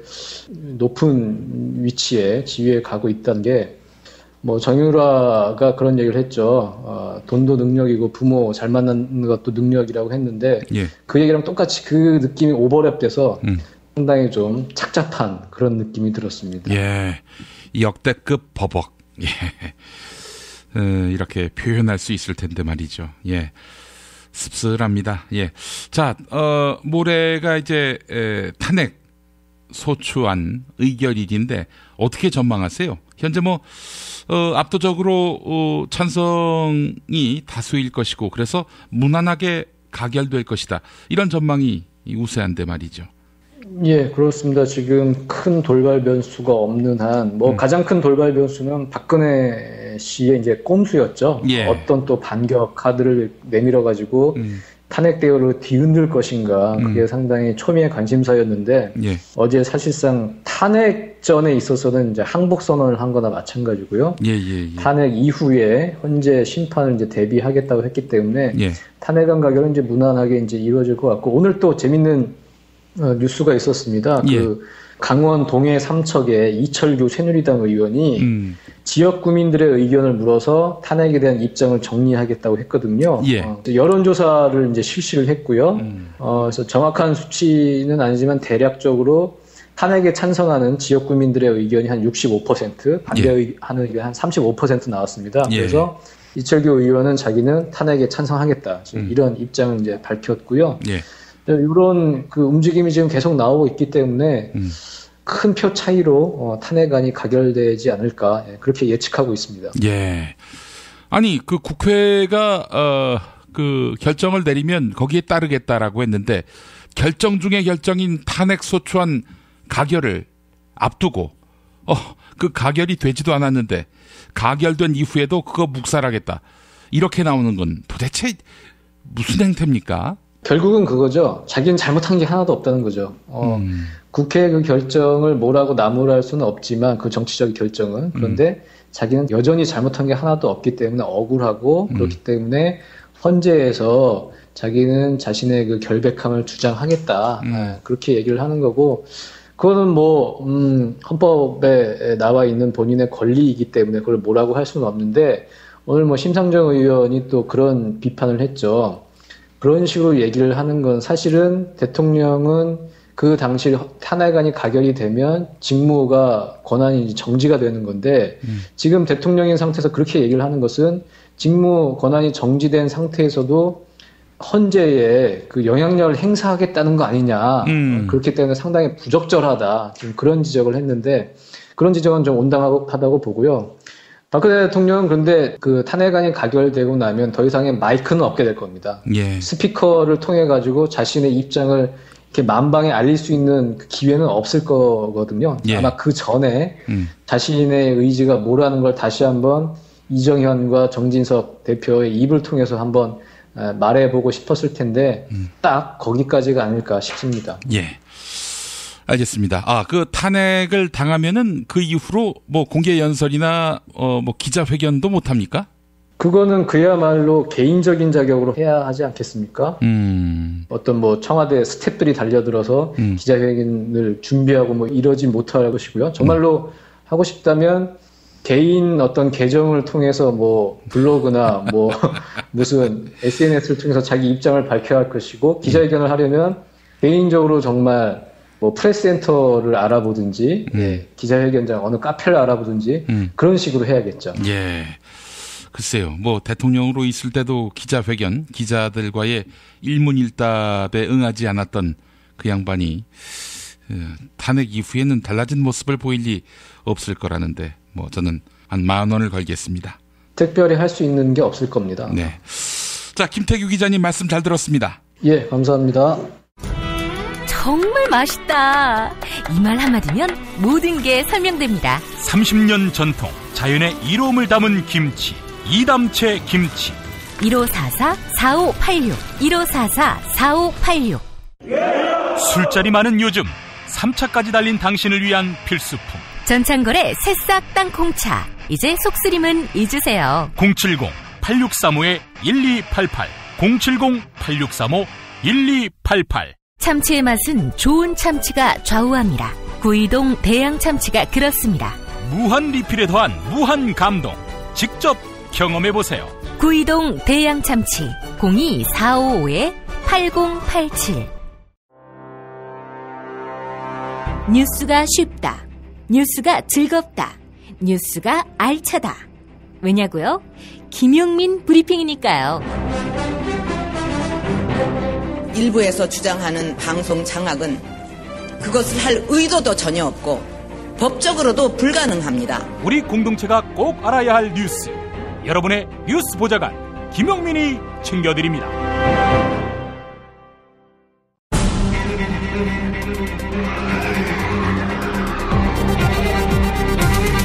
본격 정치 논평. 참여연대 안진걸 사무처장 만나는 날입니다. 안진걸 처장님. 네, 안녕하십니까. 예. 한 주 한 주 이 시민들이 역사를 만들어 나가고 있고요. 정치권이 이런 시민들의 요구에 부응하는 이런 모양새가 거듭되면서 드디어 민주주의 국가라는 이 본령을 회복해 가고 있는 것 아닌가. 이제 박근혜만 그만두면 모든 것이 완성되는 것이 아니겠는가 하는 그런 생각이 들 정도입니다. 맞습니다. 지난주에도 우리 김용민 브리핑에서 저희들이 이대한 우리 주권자들의 민주혁명이 떨어진 대한민국 국격을 바로 세우고, 예. 세계적인 응원과 연대를 만들어내고 있다. 예. 제가 또 홍콩 명보, 홍콩이 가장 유력한 일간지잖아요. 명보라는 신문. 예. 저희들이 인터뷰도 했습니다. 예. 이런 식으로 아시아권뿐만 아니라 전 세계 외신들한테도 연락이 자주 오거든요. 그래서 정말 한국 대단하다. 특히 우리 한국 국민들이 대단하다고 하고 세계적인 관심사가 되고 있다. 이렇게 특파원들이 현장 생중계도 막 하고 그러더라고요. 그렇죠? 글쎄 말입니다. 그래서 정말 박근혜, 최순실 재벌 게이트 이 문제만 잘 해결되면 우리 국민들의 민주주의 그리고 그 민주주의가 사실은 민생을 챙기는 거잖아요. 재벌만 챙기는 게 아니라 민생을 챙기는 방향으로 나갈 거다. 그리고 지난주 브리핑에서 얼마나 모일 것이냐 제가 겸손하게 인원 전망을 하지 않기로 했다. 이렇게 매번 너무 고생하시고 우리 국민들께서 또 날도 추워지니까 여러 가지 걱정은 있다. 하지만 그 분노가 3차 담화 위에 분노 폭발해서 밑바닥 민심은 다시 한번 강화로 모이는 분위기다. 더 많이 모일 수도 있다. 이렇게 했는데 그런 예언이 딱 적중된 겁니다. 기대 이상으로 적중한 거죠? 예, 맞습니다. 전국 232만 명으로 추산되니까요. 서울시 지하철 통계 추산으로는 188만 명 정도나 됩니다.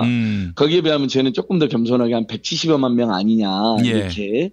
혹시 광화문역이라든지 그 주변에 하차하셨지만 집회가 아니라 다른 목적으로 오셨던 분들도 있을 수 있으니까 그런 것까지 다 감안했을 때도 어쨌든 전국 232만 명이란 건 우리나라 역사에서도 최대 기록이고 세계적인 집회 기록에서도 최대 기록입니다. 그러니까 하루하루 우리 위대한 주권자 또 우리 국민들께서 위대한 민주주의의 역사를 혁명의 역사를 써나가고 계시고 있다고 봅니다. 그래서 우리 김용민 브리핑 들으시는 분들이 대부분 촛불 집회 또 다 나오고 계시고 그냥 나오는 게 아니에요. 손에 손잡고 나오고 있다. 저는 이번 혁명의 특징은 평범한 시민들이 주도를 하고 있는데 어떻게 나오냐면 가족들하고 나오고 친구들하고 나오고 회사 동료들하고 나옵니다. 거기서 동창회라고 있고 동호회를 하고 있어요. 친구들 모임을 해요. 제 시골 친구들도 10명 올라옵니다. 이런 식이에요. 평생 데모 한번 안 해본 친구가 올라와서 야 데모 재밌다 이렇게 하고 가더라고요. 하여간 참 국면마다 새누리당 비박계가 탄핵 표결에 참여하지 않겠다. 4월 말 퇴진을 못 박으면 우리는 굳이 이 표결에 참여하지 않겠다라고 했다가 이 촛불에 대어가지고 바로 참여하겠다라고 하더니 친박까지도 여기에 동참하고 있는 흐름입니다. 예, 맞습니다. 우리 광장의 촛불이 사실은 여야 정당 모두를 뛰어넘는 전국의 주도권을 갖고 있다. 이건 제가 과도하게 의미를 부여하는 게 아니라 실제 상황이 그렇습니다. 그리고 그 촛불을 이끄는 것은 다시 한번 제가 여러 번 말씀드린 저희 시민단체가 아니다. 방금 말씀드린 회사 동료들, 친구들, 가족들과 함께 나온 우리 국민들이다. 그리고 그래서 저희 시민사단체들도 하루하루 매 시각 그 촛불 민심 시민들의 이야기를 아주 면밀하게 귀담아 듣고 있습니다. 그러니까 이번 주는 반드시 탄핵이 돼야 된다로 또 이렇게 여론이 쭉 집중되고 있습니다. 예. 뭐 다들 그렇게 생각하시겠죠. 근데 탄핵되면 끝이냐 그게 아니라 탄핵이 시작이라고 생각하시는 거예요. 그러니까 정말 대단한 거죠. 정세까지 작전까지 우리 국민들 짜는데 구호가 이런 겁니다. 예. 이제 탄핵됐으니까 바로 퇴진해라. 이렇게 탄핵은 됐다 이제 즉각 퇴진. 닥치고 탄핵, 닥치고 즉각 퇴진 이렇게 구호가 나오더라고요. 그래서 저희들이 이번 주에는 뭐 수요일 오늘 저녁에 이제 방송 나가지만 이 방송 들으시기 전에 새누리당 앞에서 대규모 촛불 집회를 합니다. 오늘부터? 예, 오늘부터. 그리고 목요일, 금요일 새누리당하고 국회를 연결해서 둘러싸고 국회 안팎에서 시민 대토론회도 하고 둘러싸기도 하고 여러 가지 시민행동이 전개됩니다. 아, 저 참여하실 분들을 위해서 좀 소상히 말씀해 주세요. 어떻게 해야 할지. 예, 이미 수요일 저녁에 촛불 집회가 새누리당 앞에서 있고 특히 8일, 9일은 휴가 내고 국회로 퇴근하고 국회로 생각하시면 될 것 같아요. 8일은 저녁 6시, 7시부터 국회 안이나 밖에 만약에 안으로 진입이 성공하면 안에서 그러니까 예를 들면 국회의장이 국회를 개방해가지고 시민들이 국회 앞 잔디밭 엄청 넓잖아요. 그렇죠. 거기서 날을 새겨주면 저희는 거기서 날이라도 새겠다는 겁니다. 농성하면서요. 대신 뭐 침낭이나 따뜻한 거 갖고 오셔야 됩니다. 근데 만약에 국회 안으로 진입을 허용 안 한다. 그러면 어쩔 수 없이 국회 밖에서 있을 수밖에 없잖아요.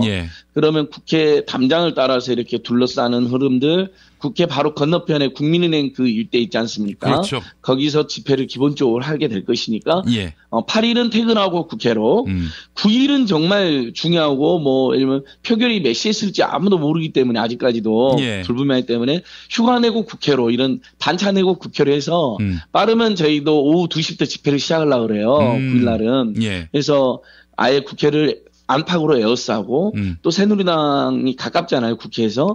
국회에선 새누리당을 왔다 갔다 하면서 계속해서 압도적인 탄핵, 닥치고 탄핵을 촉구하고 호소하는 그런 활동을 이어갑니다. 그래서 9일날 만약에 표결이 밤 10시다. 그러면 휴가나 반차를 못 내셨으면 끝내고 바로 오시면 됩니다. 그러니까 기조가 퇴근하고 국회로, 휴가 내고 국회로, 휴가가 어려우면 반차 내고 국회로, 경우에 따라서는 조퇴하고 국회로 이런 식으로 해서 8일, 9일은 아예 국회를 덮어버리자.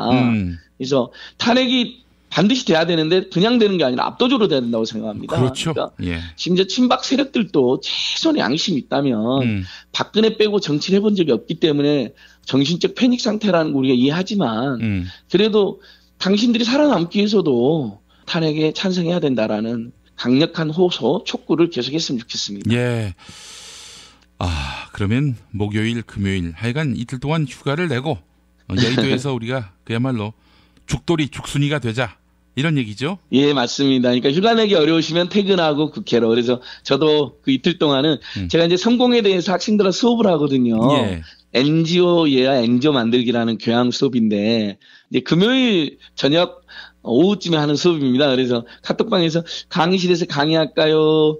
아니면 국회 앞에서 현장 수업할까요? 했더니 수업 듣는 학생들 전원이 국회 앞에서 현장 수업하자고. 그래서 저희들도 그날 4시 40분에 국회 앞에서 모이기로 했습니다. 금요일 날인데요. 현장 수업 거기서 할 텐데 우리 김용민 PD님도 오셔서 잠시 특강도 해주시면 좋죠. 아유, 그럼요. 가야죠.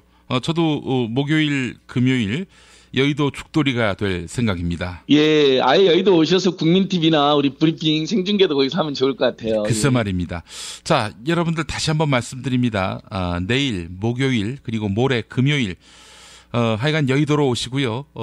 국회가 개방이 된다는 얘기죠? 저희가 이제 국회의장께 국회 개방을 정중히 요청드리는 공문도 보냈고 여러 라인을 통해서도 강하게 호소를 드리고 있습니다. 새누리당 의원들은 당연히 반대하겠죠. 자기들 압박으로 온다고. 그러나 당신들의 반대가 지금 여기서 중요한 게 아니다. 국회가 원래 민의 전당이고 국민들이 모일 수 있어야 되는데 국회 안팎이 집회가 금지되어 있습니다. 황당하게도요. 이번에는 그 금기까지 뛰어넘겠다는 것입니다. 지난주 토요일 날 230만 명 모인 여러 배경에는 3차 담화에 대한 강력한 분노, 그다음에 매번 집회 나올 때마다 어떤 보람과 긍지의 확산 뭐 여러 가지 원인이 있었지만은 청와대로의 행진 허용치인 100m가 보장이 됐잖아요. 예. 지난주에도 우리가 그 소송 이야기 해드리지 않았습니까? 그렇죠. 참여연대 공익법센터에서 6번 소송 내서 6번 이겼다. 이번에도 이길 거다라고 제가 이야기했잖아요. 그러니까 우리 PD님 그리고 청취자 여러분, 우리가 김용민 브리핑에서 나와서 한 이야기가 전부 다 현실이 된 거예요. 제가 지난주 분명히 이랬거든요. 6번에서 6번 이겼다. 이번에 100m 방향으로 행진 신고하는데 이번에도 분명히 이길 거다. 믿고 있다 법원은. 근데 법원이 진짜로 삼청동길, 효자동길, 자암 터널길 세 군데에서 100m까지 행진을 허용했잖아요. 그래서 처음으로 100m까지 갔거든요. 나 정말 지금도 눈물 나는 게요. 우리 세월호 유가족들이 맨 선두에 섰는데 그 2년 반이 넘게 걸렸다 하시면서 딱 청와대 100m 지점 오시니까 다들 오열하는 거예요. 그리고 옆에 있는 사람들 다 울었습니다. 세상에 우리나라 땅인데 우리가 청와대 항의하고 싶어서 오는 건데 그걸 헌정사상 단 한 번도 임시정부 수립 위에 한 번도 해본 적이 없는 거였습니다. 세월호 가족들은 참사위에 한 번도 못했어요. 거기를 가기 위해서 수없이 많은 사람이 연행되고 다치고 탄압받았거든요. 근데 이번에 된 겁니다. 그러니까 박근혜 정권 퇴진으로만 머무는 게 아니라 박근혜 정권 퇴진 과정에서 지금 대한민국의 민주주의가 엄청 확장되고 있습니다. 그러니까 금기 영역, 금단의 영역까지도 지금 우리 국민들의 힘으로 무너뜨리고 있는 것이죠. 그래서 그 청와대 부근에 100m까지 행진을 했던 그 힘으로 이제는 국회 안팎의 금기, 금단의 영역으로 우리 국민들이 주권자들이 진출해야 된다. 이게 목요일, 금요일의 목표입니다. 그거 있잖아요. 사람이 많이 모이면 안 들어갈 수 없는 상황들이 있잖아요. 그렇죠. 그러니까 안팎으로, 국회 안으로 밖으로 사람이 너무 많아가지고 경찰들도 어쩔 수 없는 그런 상황을 이번에도 만들어봤으면 좋겠습니다. 많이 모여야 탄핵이 가결된다는 거. 우리가 여러 번의 촛불을 통해서 경험하지 않았습니까? 그러니까 목요일과 금요일 하여간 여의도를 들썩들썩하게 만들어야 하겠고요. 그리고 만약에 이제 국회로 오시는 게 여의치 않거나 아니면 8일, 9일 말고도 시간이 나시면 예를 들면 참여연대라든지 전국의 시민단체들이 8일날, 9일날, 7일날 지역의원 사무실 같은 데서 1인 시하고 기자회견하고 집회하거든요. 그러니까 민주노총도 새누리당 앞에서 집회를 전국 동시에 하더라고요. 그런 것처럼 예를 들면 참여연대도 내일 목요일 날은 서울 지역에 새누리당 의원이 11명이 있어요. 거기 다 앞에 가서 일제히 1인 시하면서 닥치고 탄핵, 닥치고 즉각 퇴진. 그러니까 탄핵만 해서도 안 됩니다. 우리 국민들이 지금 탄핵만 말하는 게 아니에요. 탄핵은 시작이고 바로 퇴진이거든요. 그렇죠. 그래서 탄핵하고 바로 퇴진이 나서 그 두 가지 구호를 들고 1인시를 하기로 했어요. 저도 지금 내일 1인시 하러 갈 예정이고요. 새누리당 앞에서. 그러니까 그냥 출근길, 퇴근길, 점심때 간략하게 와서 1인시 하는 것도 의미가 있다고 생각합니다. 전철역 입구에서도 할 수도 있고요. 탄핵 안 하면 정치적으로는 죽음이다. 뭐 이렇게 압박하는 게 필요하고 그 힘으로 탄핵 가결된 다음에 바로 즉각 퇴진으로. 지금 박근혜는 즉각 퇴진도 거부하겠다. 탄핵 때도 계속하겠다라는 입장을 밝혔잖아요. 정말 전 세계에서 가장 뻔뻔한 위인인데 도저히 용납할 수 없고 거기다 지금 세월호 7시간 동안에 한가하게 머리를 손질한 것으로 지금 밝혀지고 있지 않습니까? 그래서 저는 금요일까지 갈 필요도 없다. 지금 당장 끌어내려야 된다고 생각합니다. 제가 정말 물리적 힘만 있으면 청와대를 들어가서 제 힘으로, 저희들의 힘으로, 시민들의 힘으로 오랏줄을 만들어서 끌어내리고 싶은 심경입니다. 잠이 안 오더라고요, 어젯밤에요. 너무 열이 나가지고, 너무 분노해가지고요. 그 심정은 우리 안진걸 처장님만이 아니라 저도 마찬가지였고요. 열불이 나는데 아주 그냥 혈압이 치솟더라고요. 어제 아마 우리 청취자들, 시민들께서도 그 세월호 7시간 동안 뉴스 보면서 제가 인터넷이랑 보니까 분노와 절망에 몸서리친다라는 표현이 많이 돌더라고요. 해도 너무했다. 어떻게 그런 자가 지금도 대통령이라고 버티고 있는지 당장 세월호 광장에 세월호 유가족들 가서 무릎 꿇고 석고대죄해야죠. 최소한의 인간의 양심이라면 그 사람이 인간의 양심 자체가 없는 것 같습니다. 그러니까 우리 국민들이 물리적 힘으로 끌어내릴 수밖에 없다. 고생스럽더라도 이번 주 목요일, 금요일 그다음에 토요일 날은 탄핵이 가결되든 부결되든 무조건 광화문으로 다시 모입니다. 그래서 그 똑같이 3시, 4시쯤부터 모여가지고 청와대로 행진하고 6시에 또 다 같이 광화문에서 촛불의 바다를 만들고 그 다음에 더 거대한 또 행진을 하고 이번에는 100m가 아니라 그 앞에 분수대까지라도 가보자. 경찰이 막어도 가보자. 정말 이런 마음들이 모이고 있습니다. 우리 촛불 시민들은 다 알 겁니다. 탄핵안이 국회에서 가결된다고 그걸로 끝나는 것이 아니라 이제 시작이다라는 점을 혁명이 쉽지 않죠. 또 합법적 틀 안에서의 또 혁명은 더 어렵고요. 하지만 이 정도 희생도 안 하면은 그런 혁명 시민이라고 평가받기 어렵죠. 예, 제가 다시 한번 말씀드리는데 박근혜 대통령, 박근혜 정권 중간에 끌어내리는 거 예. 이거 정말 쉽지 않습니다. 우리 청취자들께서도 다 그렇게 느끼고 있겠지만 예. 뭐 벌써 일부 지쳤다 이런 분들도 있더라고요. 근데 예. 아유, 이 정도로 지치시면 안 됩니다. 왜냐면요. 예. 4.19 때도 보시면 몇백 명이 죽고서야 이승만이 하야했잖아요. 예. 우리는 지금 피 한 방울 흘리지 않고 위대하게 평화적으로 하고 있습니다. 그러니까 누가 죽자는 말씀이 아니에요. 저는 우리가 절대 그런 일이 있어서는 안 되잖아요. 예, 피 한 방울 안 나고 이기려면 어쩔 수 없이 한두 번, 두세 번, 많게는 10번 더 모일 수밖에 없다. 예. 이런 좀 마음의 그런 각오와 여유를 가지자. 그래, 누가 이기나 보자. 우리가 10번이든 20번이든 너를 끌어내리기 위해서 계속 모일 거다. 이런 각오, 단단한 연대를 좀 할 필요가 있다고 생각하고요.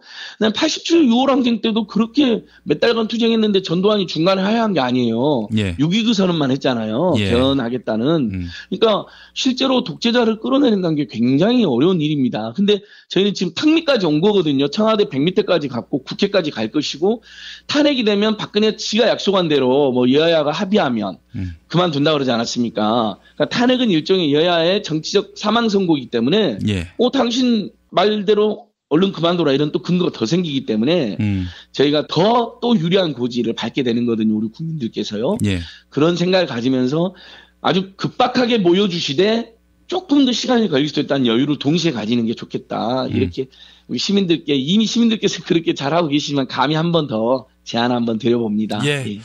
자, 이제 시작입니다. 이제 뭐 어떻게든 주사위는 던져졌고 우리 시민들이 이 국면을 주도해가고 있는 상황에서 주도권 놓지 말고 혁명의 그날까지 함께 갔으면 좋겠다는 생각이 듭니다.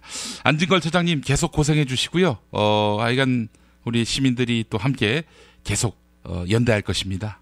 예. 근데 마지막 말씀인데 저는 전혀 고생하고 있지 않고 고생이라고 생각하지 않습니다. 왜냐하면 그 6번, 7번 시민들과 함께하는 그 모든 과정이 제 인생에서 최고 행복이고 보람이고 잠을 안 자도 기쁩니다. 시민들과 함께한다는 그 자체가. 그리고 정말 우리 국민들이 너무나 감동적인 집회 시위를 하고 계시잖아요. 매일매일 매주마다. 그래서 전혀 고생이나 수고라 생각하지 않고 있다. 다만 이제 시민단체들이 열심히 하고 있는 건 사실이다. 청와대 앞으로 100m 행진도 참여연대 공익법센터에서 소송을 해갖고 확보를 했잖아요. 그래서 박근혜 정권 퇴진 비상국민행동으로는 후원을 1,000원이든 2,000원이든 10,000원이든 이렇게 보내주시고 또 한편으로는 이 박근혜 정권 퇴진 비상국민행동에 속해서 열심히 활동하고 있는 참여연대나 환경운동연합 같은 시민단체들이나 후원도 이참에 좀 늘리자. 그러니까 결국 강력한 민주주의는 노동조합과 시민단체에서 오는 거거든요. 대부분의 시민들이 시민단체랑 노동조합에 가입되어 있어야 됩니다. 둘 다 가입되어 있을 수도 있고요. 지금 중소상공인들도 전국유통상인연합회나 중소상인 시국회의, 전국의살리 국민운동부 같은 자기들의 조직을 만들었어요. 만페인 장사하고 싶은 상인들 모임처럼. 그리고 이분들이 지금 동네 사장님들과 함께 박근혜 정권 퇴진운동을 하거든요. 망원시장 같은 데 가보시면 박근혜 하야라는 벽보가 막 여기저기 붙어 있습니다. 그러니까 정말 그 모든 것들이 지금 우리 국민들 혼연일체에서 투쟁하고 운동하고 있는 건데 그냥 박근혜 정권 퇴진으로만 멈추지 말고 노동조합으로 시민단체로 상인회로 우리 시민들이 자주적인 조직을 더 확대하는 방향으로 나가야 된다. 그러면 다시는 민주주의가 훼손되는 박근혜 이명박 같은 일이 안 생긴다는 거죠. 그 말씀 꼭 한번 드리고 싶습니다. 예, 알겠습니다. 안진걸 처장님 내일 또 모레 여의도에서 뵙겠습니다. 예, 여의도에서 뵙겠습니다. 모두들 힘내십시오. 고맙습니다. 운전자를 위한 꿀팁 7,000원 운전자 보험 카페. 알고 계세요? 교통사고가 나면 형사합의금, 벌금, 변호사 비용 이거 자동차 보험에서는 보장 못해요. 운전자 상해까지도 책임져드리는 7,000원 운전자 보험 카페. 버스, 택시, 트럭 등 영업용 차량 운전자를 위한 12,500원 운전자 보험 카페도 있습니다. 실손, 부모님 건강, 자녀 보험도 안내해드립니다. 02849-9730 연중 무휴라 언제든 02849-9730. 어머님, 아버님 오래오래 건강하세요. 개업 축하합니다. 본세다 잠드소서. 결혼을 축하합니다. 형부, 우리 언니 반품은 안 됩니다. 차장 승진하신 주과장님, 주차장 되신 거 축하해요. 우리 같이 산 게 벌써 7년이나 됐네. 썩 짜릿했던 시간이었어. 태어나서 처음으로 여자에게 보내는 꽃이야. 너랑 닮은 꽃. 생일 축하해. 사랑과 축하, 위로가 있는 곳에 좋은 사람과 플라워. 1566-0263 1566-0263입니다. 지금처럼 사는 게 싫습니까? 전복을 원하십니까? 그렇다면 와우 전복을 드십시오. 와우! 전복을 먹으면 입맛 잃고 무기력했던 삶이 전복되고 시름시름하던 몸 상태가 전복됩니다.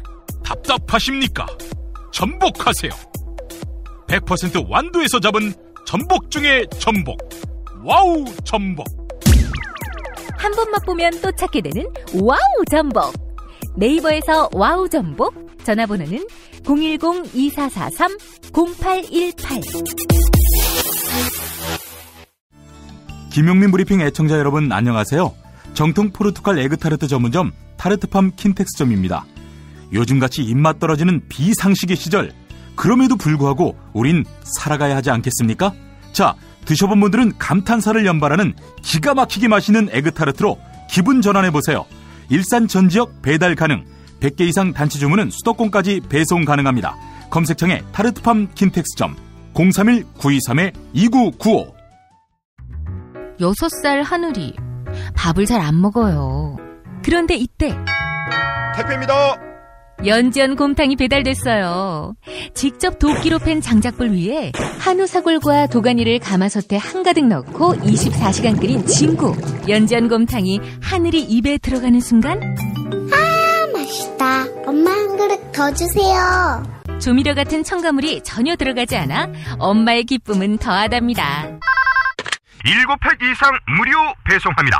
주문 전화는 010-7252-1114 010-7252-1114. 오늘을 읽는 책, 문학평론가인 국민대학교 국문학과 정선태 교수와 함께합니다. 정선태 교수님 만나겠습니다. 교수님. 네, 안녕하세요. 예, 어제 마사 누스바움, 좋은 책 소개해 주셨는데 오늘 또 한 권 소개해 주시죠. 어제는 역량의 창조에 대해서 말씀드렸었는데요. 예. 올해는 마사 누스바움의 다른 책, 시적 정의를 소개해 드리도록 하겠습니다. 시적 정의. 이 시적 여백이라는 말은 들어봤는데 시적 정의는 무슨 뜻일까요? 그러게요. 여기 원어로는 포에틱 저스티스 이렇게 얘기를 합니다. 아, 저스티스입니까 이게? 예, 그렇습니다. 그러니까 시적인 상상력을 통해서 실현하는 정의는 가능한가? 이 정도 풀어서 설명할 수 있겠네요. 그렇군요. 네. 저는 정의라고 해서 개념 규정 뭐 이런 건 줄 알았더니 저스티스였군요. 여기는 저스티스입니다. 그러니까 부제가 문학적 상상력과 공적인 삶입니다. 예. 그러니까 부제 속에 거의 이 책에서 말하고자 하는 바가 드러나 있다고 할 수 있겠어요. 예. 그러니까 문학적 상상력 또는 문학적 공감 능력이 풍부한 사람들이 공적인 삶을 살아가고 공적인 삶에서 어떤 역할을 하는데 중요한 위치를 차지한다. 예. 이 정도로 이해할 수 있을 것 같습니다. 예. 어제 말씀드렸듯이 마사 누스바움 또는 마사 너스바움이라고 발음도 하던데요. 예. 이 마사 누스바움은 정말 세계적으로 저명 법철학자입니다. 예. 정치 철학자이기도 하고요. 예. 그 바탕에 고전학 또는 고전 철학이 있다는 걸 늘 우리가 이 마사 누스바움을 읽을 때는 떠올려야 할 것 같아요. 예. 근데 이 마사 누스바움이 고전 철학을 가르치는 사람이었는데 한 번은 그 시카고 로스쿨에서 법과 대학생들을 상대로 법과 문학이라는 그 강좌를 개설했었대요. 예. 그러니까 법대생들에게 문학을 가르친 거죠. 거기에서 상당한 그 인상적인 충격 같은 게 있었나 봐요. 예. 그러니까 법대생들에게 소포클레스나 플라톤, 뭐 세네카, 디킨스 이런 서양의 다양한 고전들 읽히면서 미래 재판관들이 될 사람들에게 문학이란 무엇인가, 문학적 상상력이란 무엇인가 이런 고민을 했다고 해요. 예. 그 결과 나온 책입니다. 그러니까 사실 제가 이 책을 소개해드린 이유는 여러 가지 있겠지만은 한국의 이른바 지배 엘리트라는 사람들 그리고 그 지배 엘리트들을 양성해내는 그 교육기관에서 이 문학에 관한 관심을 얼마나 기울이는지, 문학뿐만 아니라 인문학에 관한 관심을 얼마나 기울이는지, 또 거기에 어느 정도 비중을 두는지 한 번쯤 고민해봤으면 해서입니다. 예. 저 오늘 국정조사 청문회를 잠깐 봤는데요. 예. 참 참담하죠. 이래저래. 그런데 한국의 지배 엘리트를 하는 사람들이 이른바 유명자한 대학 나오고 유명자한 전공을 하고 뭐 법학이든 뭐 경제학이든 그런 사람들이 왜 이런 일에 걸려들어서 줄줄이 저렇게 참담한 모습으로 있는가 생각을 해보면 어렵지 않게 답은 찾을 수 있을 것 같습니다. 제가 한국의 그 법대 또는 법대나 로스쿨의 커리큘럼을 다 뭐 뒤져보진 못했습니다만은 법대에 문학 강좌가 개설되어 있다는 얘기는 못 들었어요. 혹시 김PD 들어본 적 있나요? 저도 들어보질 못했습니다. 그렇죠. 예. 뭐 제가 대학 다닐 때 우리 문학 강좌를 들으러 오는 법대생들은 가끔씩 있었는데 예. 또 법대를 다니다가 그만두고 문학으로 전공을 바꾼 사례도 있었고요. 근데 이런 법과대학이나 다른 이른바 응용 학문의 세계에서 문학을 깊이 있게 강의한다는 소리를 전 들어보지 못했습니다. 예.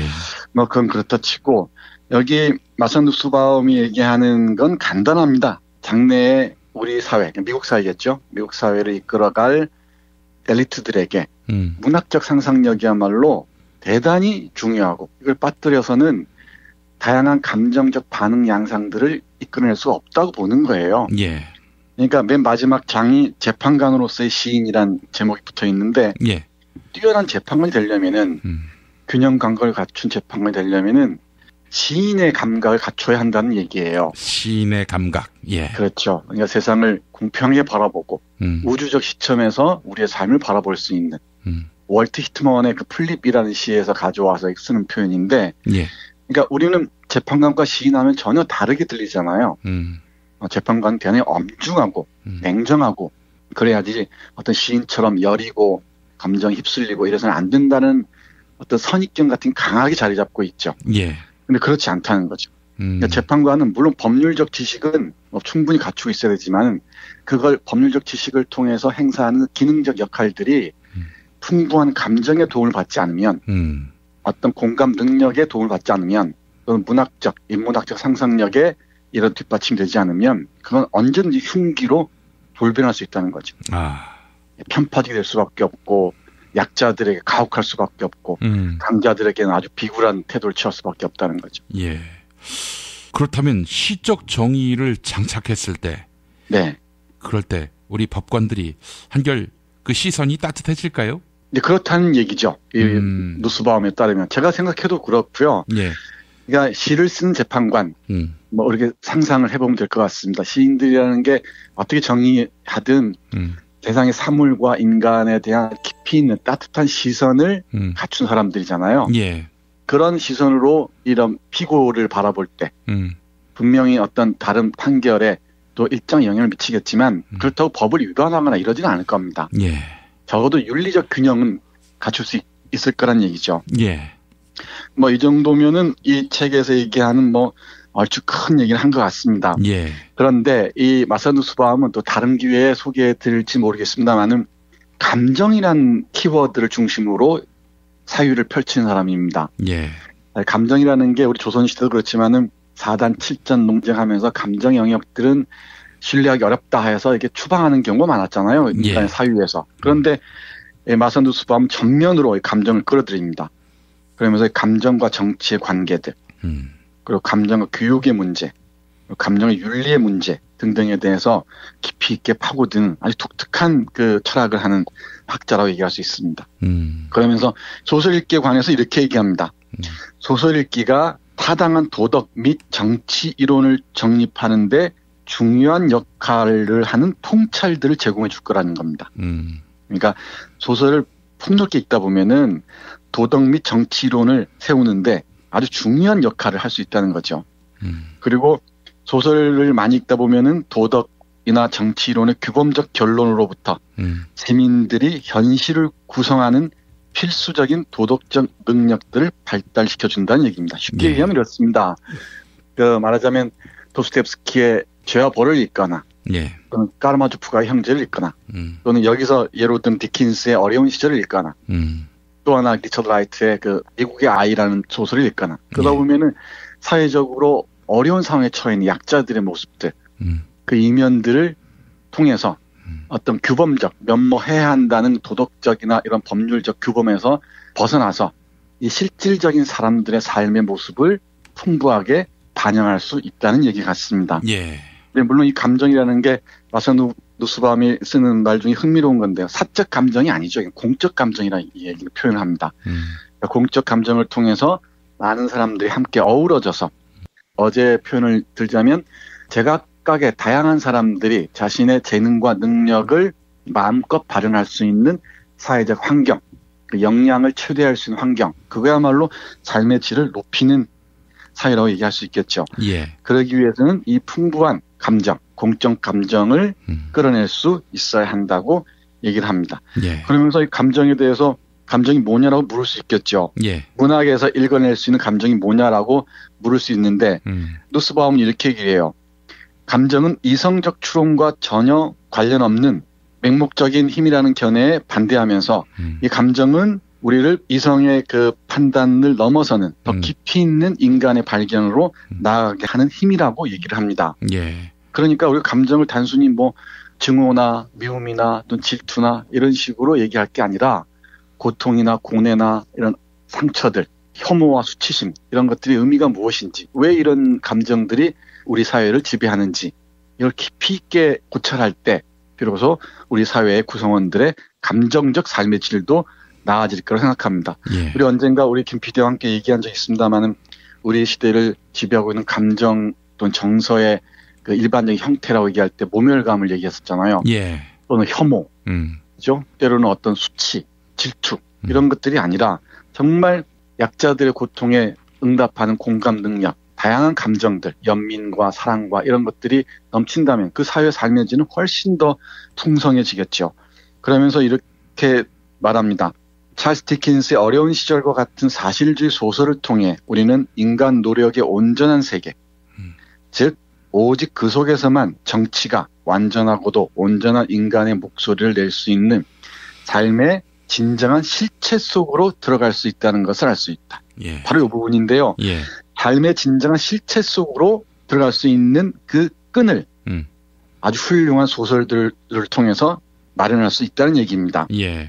그러니까 감정의 응답에 근거한 인간 이해는 추상적이고 형식적인 접근 방식을 넘어서 진정한 실체, 온전한 삶의 모습으로 나아갈 수 있다는 점을 강조하는 거죠. 그냥 뭐 관념과 뭐 여러 가지 그 우리가 알고 있는 고정관념 속에서 사람의 삶을 짚어보는 것이 아니라 이 소설을 통해서 시장 바닥에서 일상의 어떤 노동 현장에서 드러나고 있는 뭐 사람 냄새 나는 그 인간의 모습을 발견할 수 있다는 얘기죠. 네, 그렇습니다. 아주 훌륭하십니다. 우리 언젠가 경제 속설에서 이완배 기자가 말씀하시는 걸 들었는데, 예. 예를 들면은 그 유성 노동자들 있잖아요. 예. 현대가 조종하는 이 유성 노동자들이 어떤 고통을 겪는지, 철도 노동자들의 파업이 어떤 맥락에서 진행되는지, 그리고 노동자들은 어떤 고통을 지금 감수하고 있는지, 또 개성공단이 문을 닫음으로써 이 사람들은 얼마나 많은 상처를 입고 가정이나 개인이나 이 고통을 겪고 있는지, 또 조선업은 어떤지, 한진해운의 이런 이 몰락으로 겪을 많은 사람들의 고통은 얼마나 더 큰지 이런 걸 헤아릴 수 있는 건 그야말로 공감 능력이죠. 예. 풍부한 감정의 소산이죠. 그것들을 하나의 법률의 언어로 표현할 수 있어야 진정한 재판관이자 또는 그걸 정치의 언어로 표현할 수 있어야 진정한 정치인이라고 얘기할 수 있겠죠. 예. 물론 뭐 감정이 어떤 감정인지는 봐야 되겠지만 이 책에서 또 여러 차례 인용하면서 참조하는 게 애덤 스미스의 도덕 감정론입니다. 우리가 애덤 스미스 얘기하면은 국부론만을 떠올리잖아요. 예. 근데 애덤 스미스의 그 국부론의 바탕을 이루는 게 바로 도덕 감정이라는 겁니다. 나중에 언젠가 한번 우리 여러분께 소개해드릴 기회가 있을 줄 압니다만 저도 국부론과 도덕 감정을 읽으면서 정말 놀라웠어요. 그러니까 아주 싸늘하고 차가운 경제 이론이 아니라 그 밑바닥에는 인간의 그 사회적 약자들에 대한 사회적으로 고통을 겪고 있는 사람들에 대한 깊은 공감의 능력들을 바탕으로 한 경제학. 이거야말로 진짜 경제학이란 얘기죠. 예. 그러니까 이런 투쟁의 무기로서 경제나 이런 거하고 좀 다른 차원인 것 같습니다. 예. 그러면서 다양한 인간 유형들에 대한 행복, 기쁨, 고통 이런 것들에 대한 공감을 갖고 있지 않다면 또는 이들의 그 감정을 궁금해하지 않는다면은 훌륭한 정치가나 훌륭한 지도자가 될 수 없다는 게 사실은 마사 누스바움의 이 책의 결론입니다. 그래서 이 결론 겸해서 마지막 부분을 여러분들에게 읽어드리면 이렇습니다. 이 책이 그 휘트먼의 그 시에서 시작됐다는 얘기를 말씀드렸는데요. 읽어보겠습니다. 휘트먼이 보여주듯 시적 정의는 꽤 많은 비문학적 장치들을 필요로 한다. 뭐 그렇죠. 문학적이지 않은 전문적 법률 지식, 의사라면 의학적 지식이겠죠. 뭐 이런 또 정치학에 관한 그 관심들이 충분히 있을 겁니다. 재판관은 이 모든 것을 고려하는 훌륭한 재판관이어야 한다. 하지만 충분히 이성적이기 위해 재판관들은 공상과 공감에 또한 능해야 한다. 그들은 자신들의 기술적인 능력뿐만 아니라 휴머니티를 위한 능력까지도 배워야 한다. 이 능력 없이는 그들의 공평성은 우둔해질 것이고 그들의 정의는 맹목적이 될 것이다. 이 능력 없이는 자신들의 정의를 통해 말할 수 있기를 추구했던 오랫동안 말이 없던 목소리들은 침묵 속에 갇힐 것이며 민주적 심판의 태양은 그만큼 장막에 가려질 것이다. 이 능력 없이는 끝없는 노예 세대들이 우리 주변에서 고통 속에 살아갈 것이며 자유를 향한 희망은 점점 줄어들 것이다. 네, 아주 멋진 문장입니다. 얼마든지 예를 들 수 있을 것 같습니다. 예를 들면 서울대 병원장이나 백선아 이 교수라는 사람들 행태들 보십시오. 의학적 기술은 아주 뛰어날지 모르지만은 공감 능력, 휴머니티를 동반하는 풍부한 감정이 없기 때문에 이런 짓들을 아무렇지도 않게 행하는 것이라 할 수 있겠죠. 저도 하나 예를 들자면 아침마다 제가 오프닝 후에 소개하는 건강보험공단에서 이 뭐 법이 그렇다면서 초등학생 자녀에게 건강보험료 체납금을 담당해라, 책임져라, 갚아라 이러고 있는 것도 사실은 법리로 보자면 맞지만 이 공감이 없는 법리 아닙니까? 맞습니다. 아주 훌륭한 지적입니다. 이렇듯 법의 이름으로 모든 걸 집행하다 보면 기능적일 수밖에 없죠. 아주 냉혹해지고요. 이제 사실 우리의 삶을 구성하는 건 상당 부분이 감성의 영역, 또는 감정의 영역인데 이것을 배제하고 기능적인 힘들만이 판을 친다면 우리는 정말 로봇이 지배한 사회에 사는 게 더 낫겠죠. 그것보다. 해서 이 법과 정의가 강자의 힘에 굴복해버린 이 시대에 우리가 다시 문학을 읽어야 하는 이유를 밝히는 이 책 우리 여러 애청자 여러분과 함께하고 싶습니다. 시를 애송할 줄 아는 대통령 그립네요. 벌써 9년이 지났는데 벌써 그립습니다. 정선태 교수님과 함께했습니다. 교수님 감사합니다. 네, 고맙습니다. 서로 돕고 이끌어주는 문자당. 문자당이 문자당 샵을 열었어요. 중소상공인과 농업 생산자들을 위한 큰 장터. 아니 몇 개라고 그랬어? 2개, 3개. 남았으니까 그냥 서비스 하라. 하나는 공짜. 농민회와 여성연대 같은 사회단체들이 추천하고 문자당이 엄정하게 검증한 상품과 서비스를 온라인으로 판매해서 수익금의 일부는 각 단체에 기부하는 장. 협동, 자조, 상생회, 진보 열린 장터, 문자샵. 포털이나 SNS에서 문자당을 검색하세요. 대한민국 최초, 아니 은하계 최초의 잡놈 평전. 김어준 평전. 무식하지만 의리 만빵의 엄마. 노골적인 인종차별의 격분에 개싸움을 벌인 이탈리아 현지인. 한겨울 침낭 안에서 인류애적인 사랑을 나눈 유럽 여성, 그리고 전대미문의 사기꾼 MB까지. 김어준의 학교에는 참 많은 선생님이 있었죠. 자기가 언제 행복한지, 내 욕망이 뭔지, 내가 어떻게 생겨먹었는지 자기하고 대면을 해야 돼요. 그래서 내가 하고 싶은 걸 찾아야 됩니다. 누구의 눈치도 보지 말고 욕망의 주체가 돼서. 그리고 그 일을 그냥 해요. 은하계에 다시 없을 딱 한 사람, 김어준. 김용민이 김어준을 9년간 관찰한 기록. 김어준 평전. 김어준 평전 인터하우스에서 나왔습니다. 네, 일부 코너지요. 뉴스 듣기 능력 평가. 당첨자분들께 도올 김용옥 선생이 쓴 도올 시진핑을 말한다 보내드리고 있습니다. 도올 시진핑을 말한다는 도올 선생의 방대한 양의 독서와 발로 뛰는 인문학적 현장 답사의 산물인데요. 중국이 형성돼 온 역사와 중국 국가 체제의 권력 구조 등에 대한 이야기가 담겨 있습니다. 통나무 출판사에서 펴낸 도올 시진핑을 말한다. 여러분의 많은 관심 바라겠습니다. 자, 그리고 매주 금요일 정답자 가운데 한 분께 거제도 펜션 이용권 드리고 있는데요. 경남 거제시 장목면 율천 두모로 154-43 두모실 펜션. 네, 여러분의 많은 관심 바라겠습니다. 자, 어제 뉴스 듣기 능력 평가 문제, 서울 시내에 있는 구치소가 두 곳이 있는데 한 곳은 서울 남부 구치소, 또 다른 한 곳은 어디인지, 네, 이걸 맞춰달라 라고 문제를 냈습니다. 정답은 2번 성동구치소였습니다. 찹쌀 도너츠님, 강원도 삼척에서 매주 광화문으로 촛불 집회에 참여하러 갑니다. 세상에, 삼척에서요? 허허. 매주 우리나라 국민의식이 이렇게도 높았던가 생각하게 됩니다. 네, 이런 글 남겨주셨습니다. 네, 그리고 JK 우기님, 네, 성동구치소 마치셨습니다.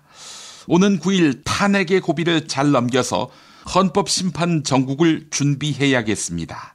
네, 이런 견해 밝히셨습니다. 자, 이번에는 어제 피박 퀴즈 정답자입니다. 세상에서 가장 맛있는 김치 이담채 김치와 유전자 변형 곡물과 화학 첨가물을 전혀 사용하지 않는 과자, 별을 따다 구운 과자 받으실 분입니다. 박근혜가 이 머리를 하느라 세월호 참사 당일 90분을 허비했죠. 네, 어떤 머리를 했는지 맞히는 게 어제 문제였습니다. 오늘은 정답자가 한 분입니다. 세월호 이전 9K님, 정답 유경수 머리 맞히셨습니다. 아이들에게 미안하고 가슴이 아파 눈물만 흐릅니다. 다시는 어른들의 무능과 이기심에 아이들이 희생되지 않는 세상이 되기를 간절히 바랍니다. 네, 이종황의 허리 디스크쇼로 이어갑니다.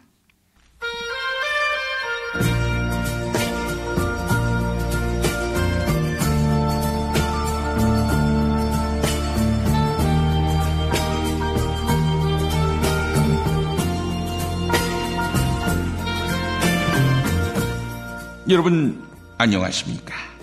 여러분의 DJ 이종황입니다. 여러분의 신청곡과 사연으로 함께하는 이종황의 허리 디스크쇼.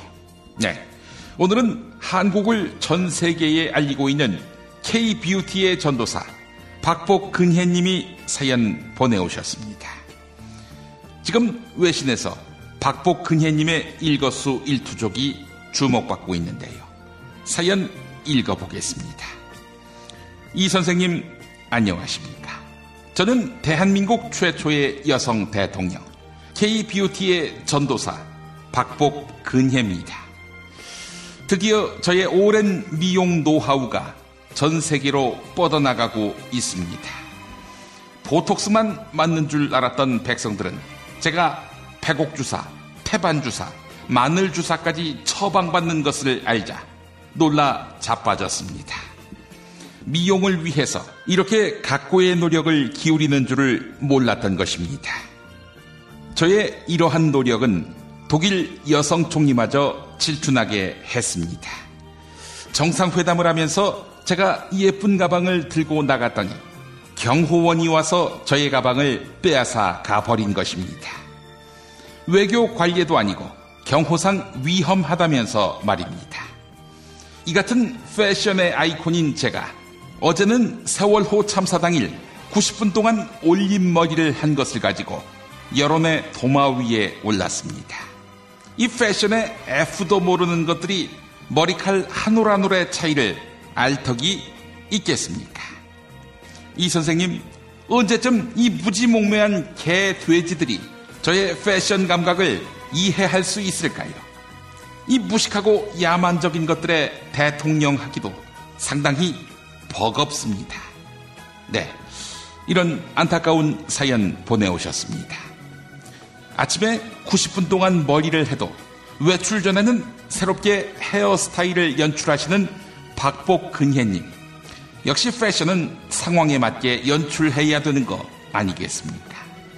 박복근혜님의 패션 사랑이 널리 이해될 수 있는 방법, 다시 말해 국민의 신뢰와 지지를 얻는 방법, 나아가 박복근혜님이 세월호 참사가 나건 말건 머리를 바꾼 것이 이해될 수 있는 방법, 네, 이렇게 해보는 건 어떨까요? 박복근혜님이 애용하셨던 가방이나 옷들은 모두 중소업체 제품들 아니었습니까? 대기업이 판치는 시장에서 대통령이 나서서 중소기업의 제품을 사용한다는데 도대체 뭐가 문제란 말입니까? 중소업체도 돕고 경제도 활성화하는 순기능 아니겠습니까? 그래서 대기업이 가방이나 옷을 팔지 못하도록 금지령을 내리는 것입니다. 네? 이재용한테 받은 돈이 있고 또 받은 말이 있다고요? 만약 금지령을 내리면 최순실 씨한테 혼난다고요? 네, 알겠습니다. 그렇다면 이 방법은 어떨까요? 죽을 때까지 머리 안 만져도 되게끔 라면 면발같이 잘게 볶은 파마, 절대 안 풀리는 파마, 네, 그런 파마 머리로 바꾸는 것입니다. 그게 귀찮으면 머리 걱정 안 하게 삭발해버리는 겁니다. 이른바 비구니 헤어스타일 어떻습니까? 그러면서 국민들에게 다시는 마약 안 하고 제정신으로 살겠다면서 삭발로 결의를 다지는 뭐 그런 의미도 있고요. 네, 아줌마인 적이 없었는데 웬 아줌마 파마냐고요? 아, 그러면 할머니 파마라고 할까요? 네, 죽고 싶냐고요? 자살 당하고 싶냐고요? 그래, 이 칠푼이도 못 되는 반푼아, 주사를 맞든 머리를 하든 그건 네 마음인데 깜빵에서 네 돈으로 해야지, 이 반푼아. 너 하나 때문에 나라가 세계적으로 개망신을 당하고 있는데 알고나 있냐, 이 반푼아? 너 지금 주사 맞고 뻗어있지? 청와대에서 머리할 날 며칠 안 남았으니까 실컷 해라, 이 반푼아. 또 약을 네 돈으로 사 먹을 날 얼마 안 남았다, 이 반푼아. 하여간 이런 어처구니 없는 사연은 즉각 처리해야 합니다.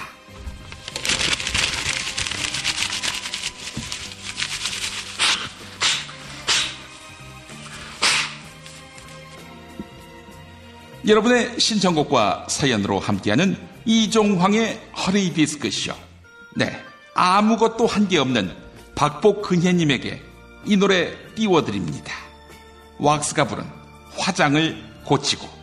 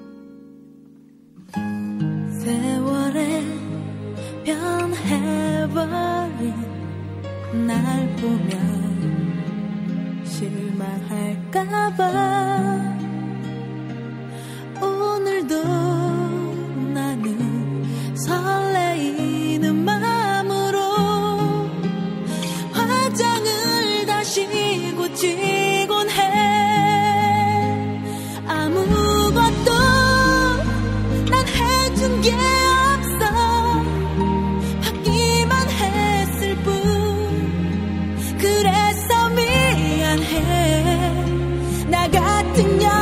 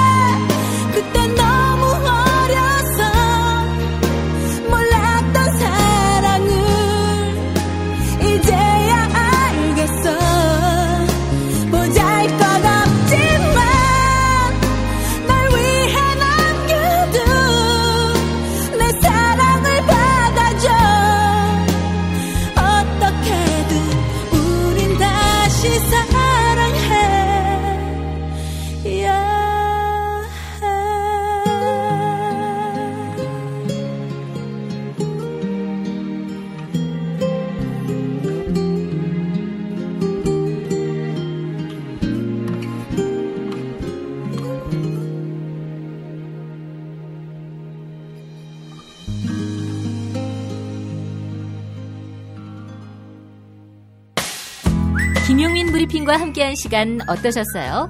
다음 시간에도 보다 바르고 알차며 즐거운 정보로 여러분을 찾아가겠습니다. 팟캐스트 포털 팟빵에서 다운로드하기, 구독하기, 별점 주기, 댓글 달기로 응원해주세요. 잊지 마세요. 다운로드하기, 구독하기, 별점 주기, 댓글 달기.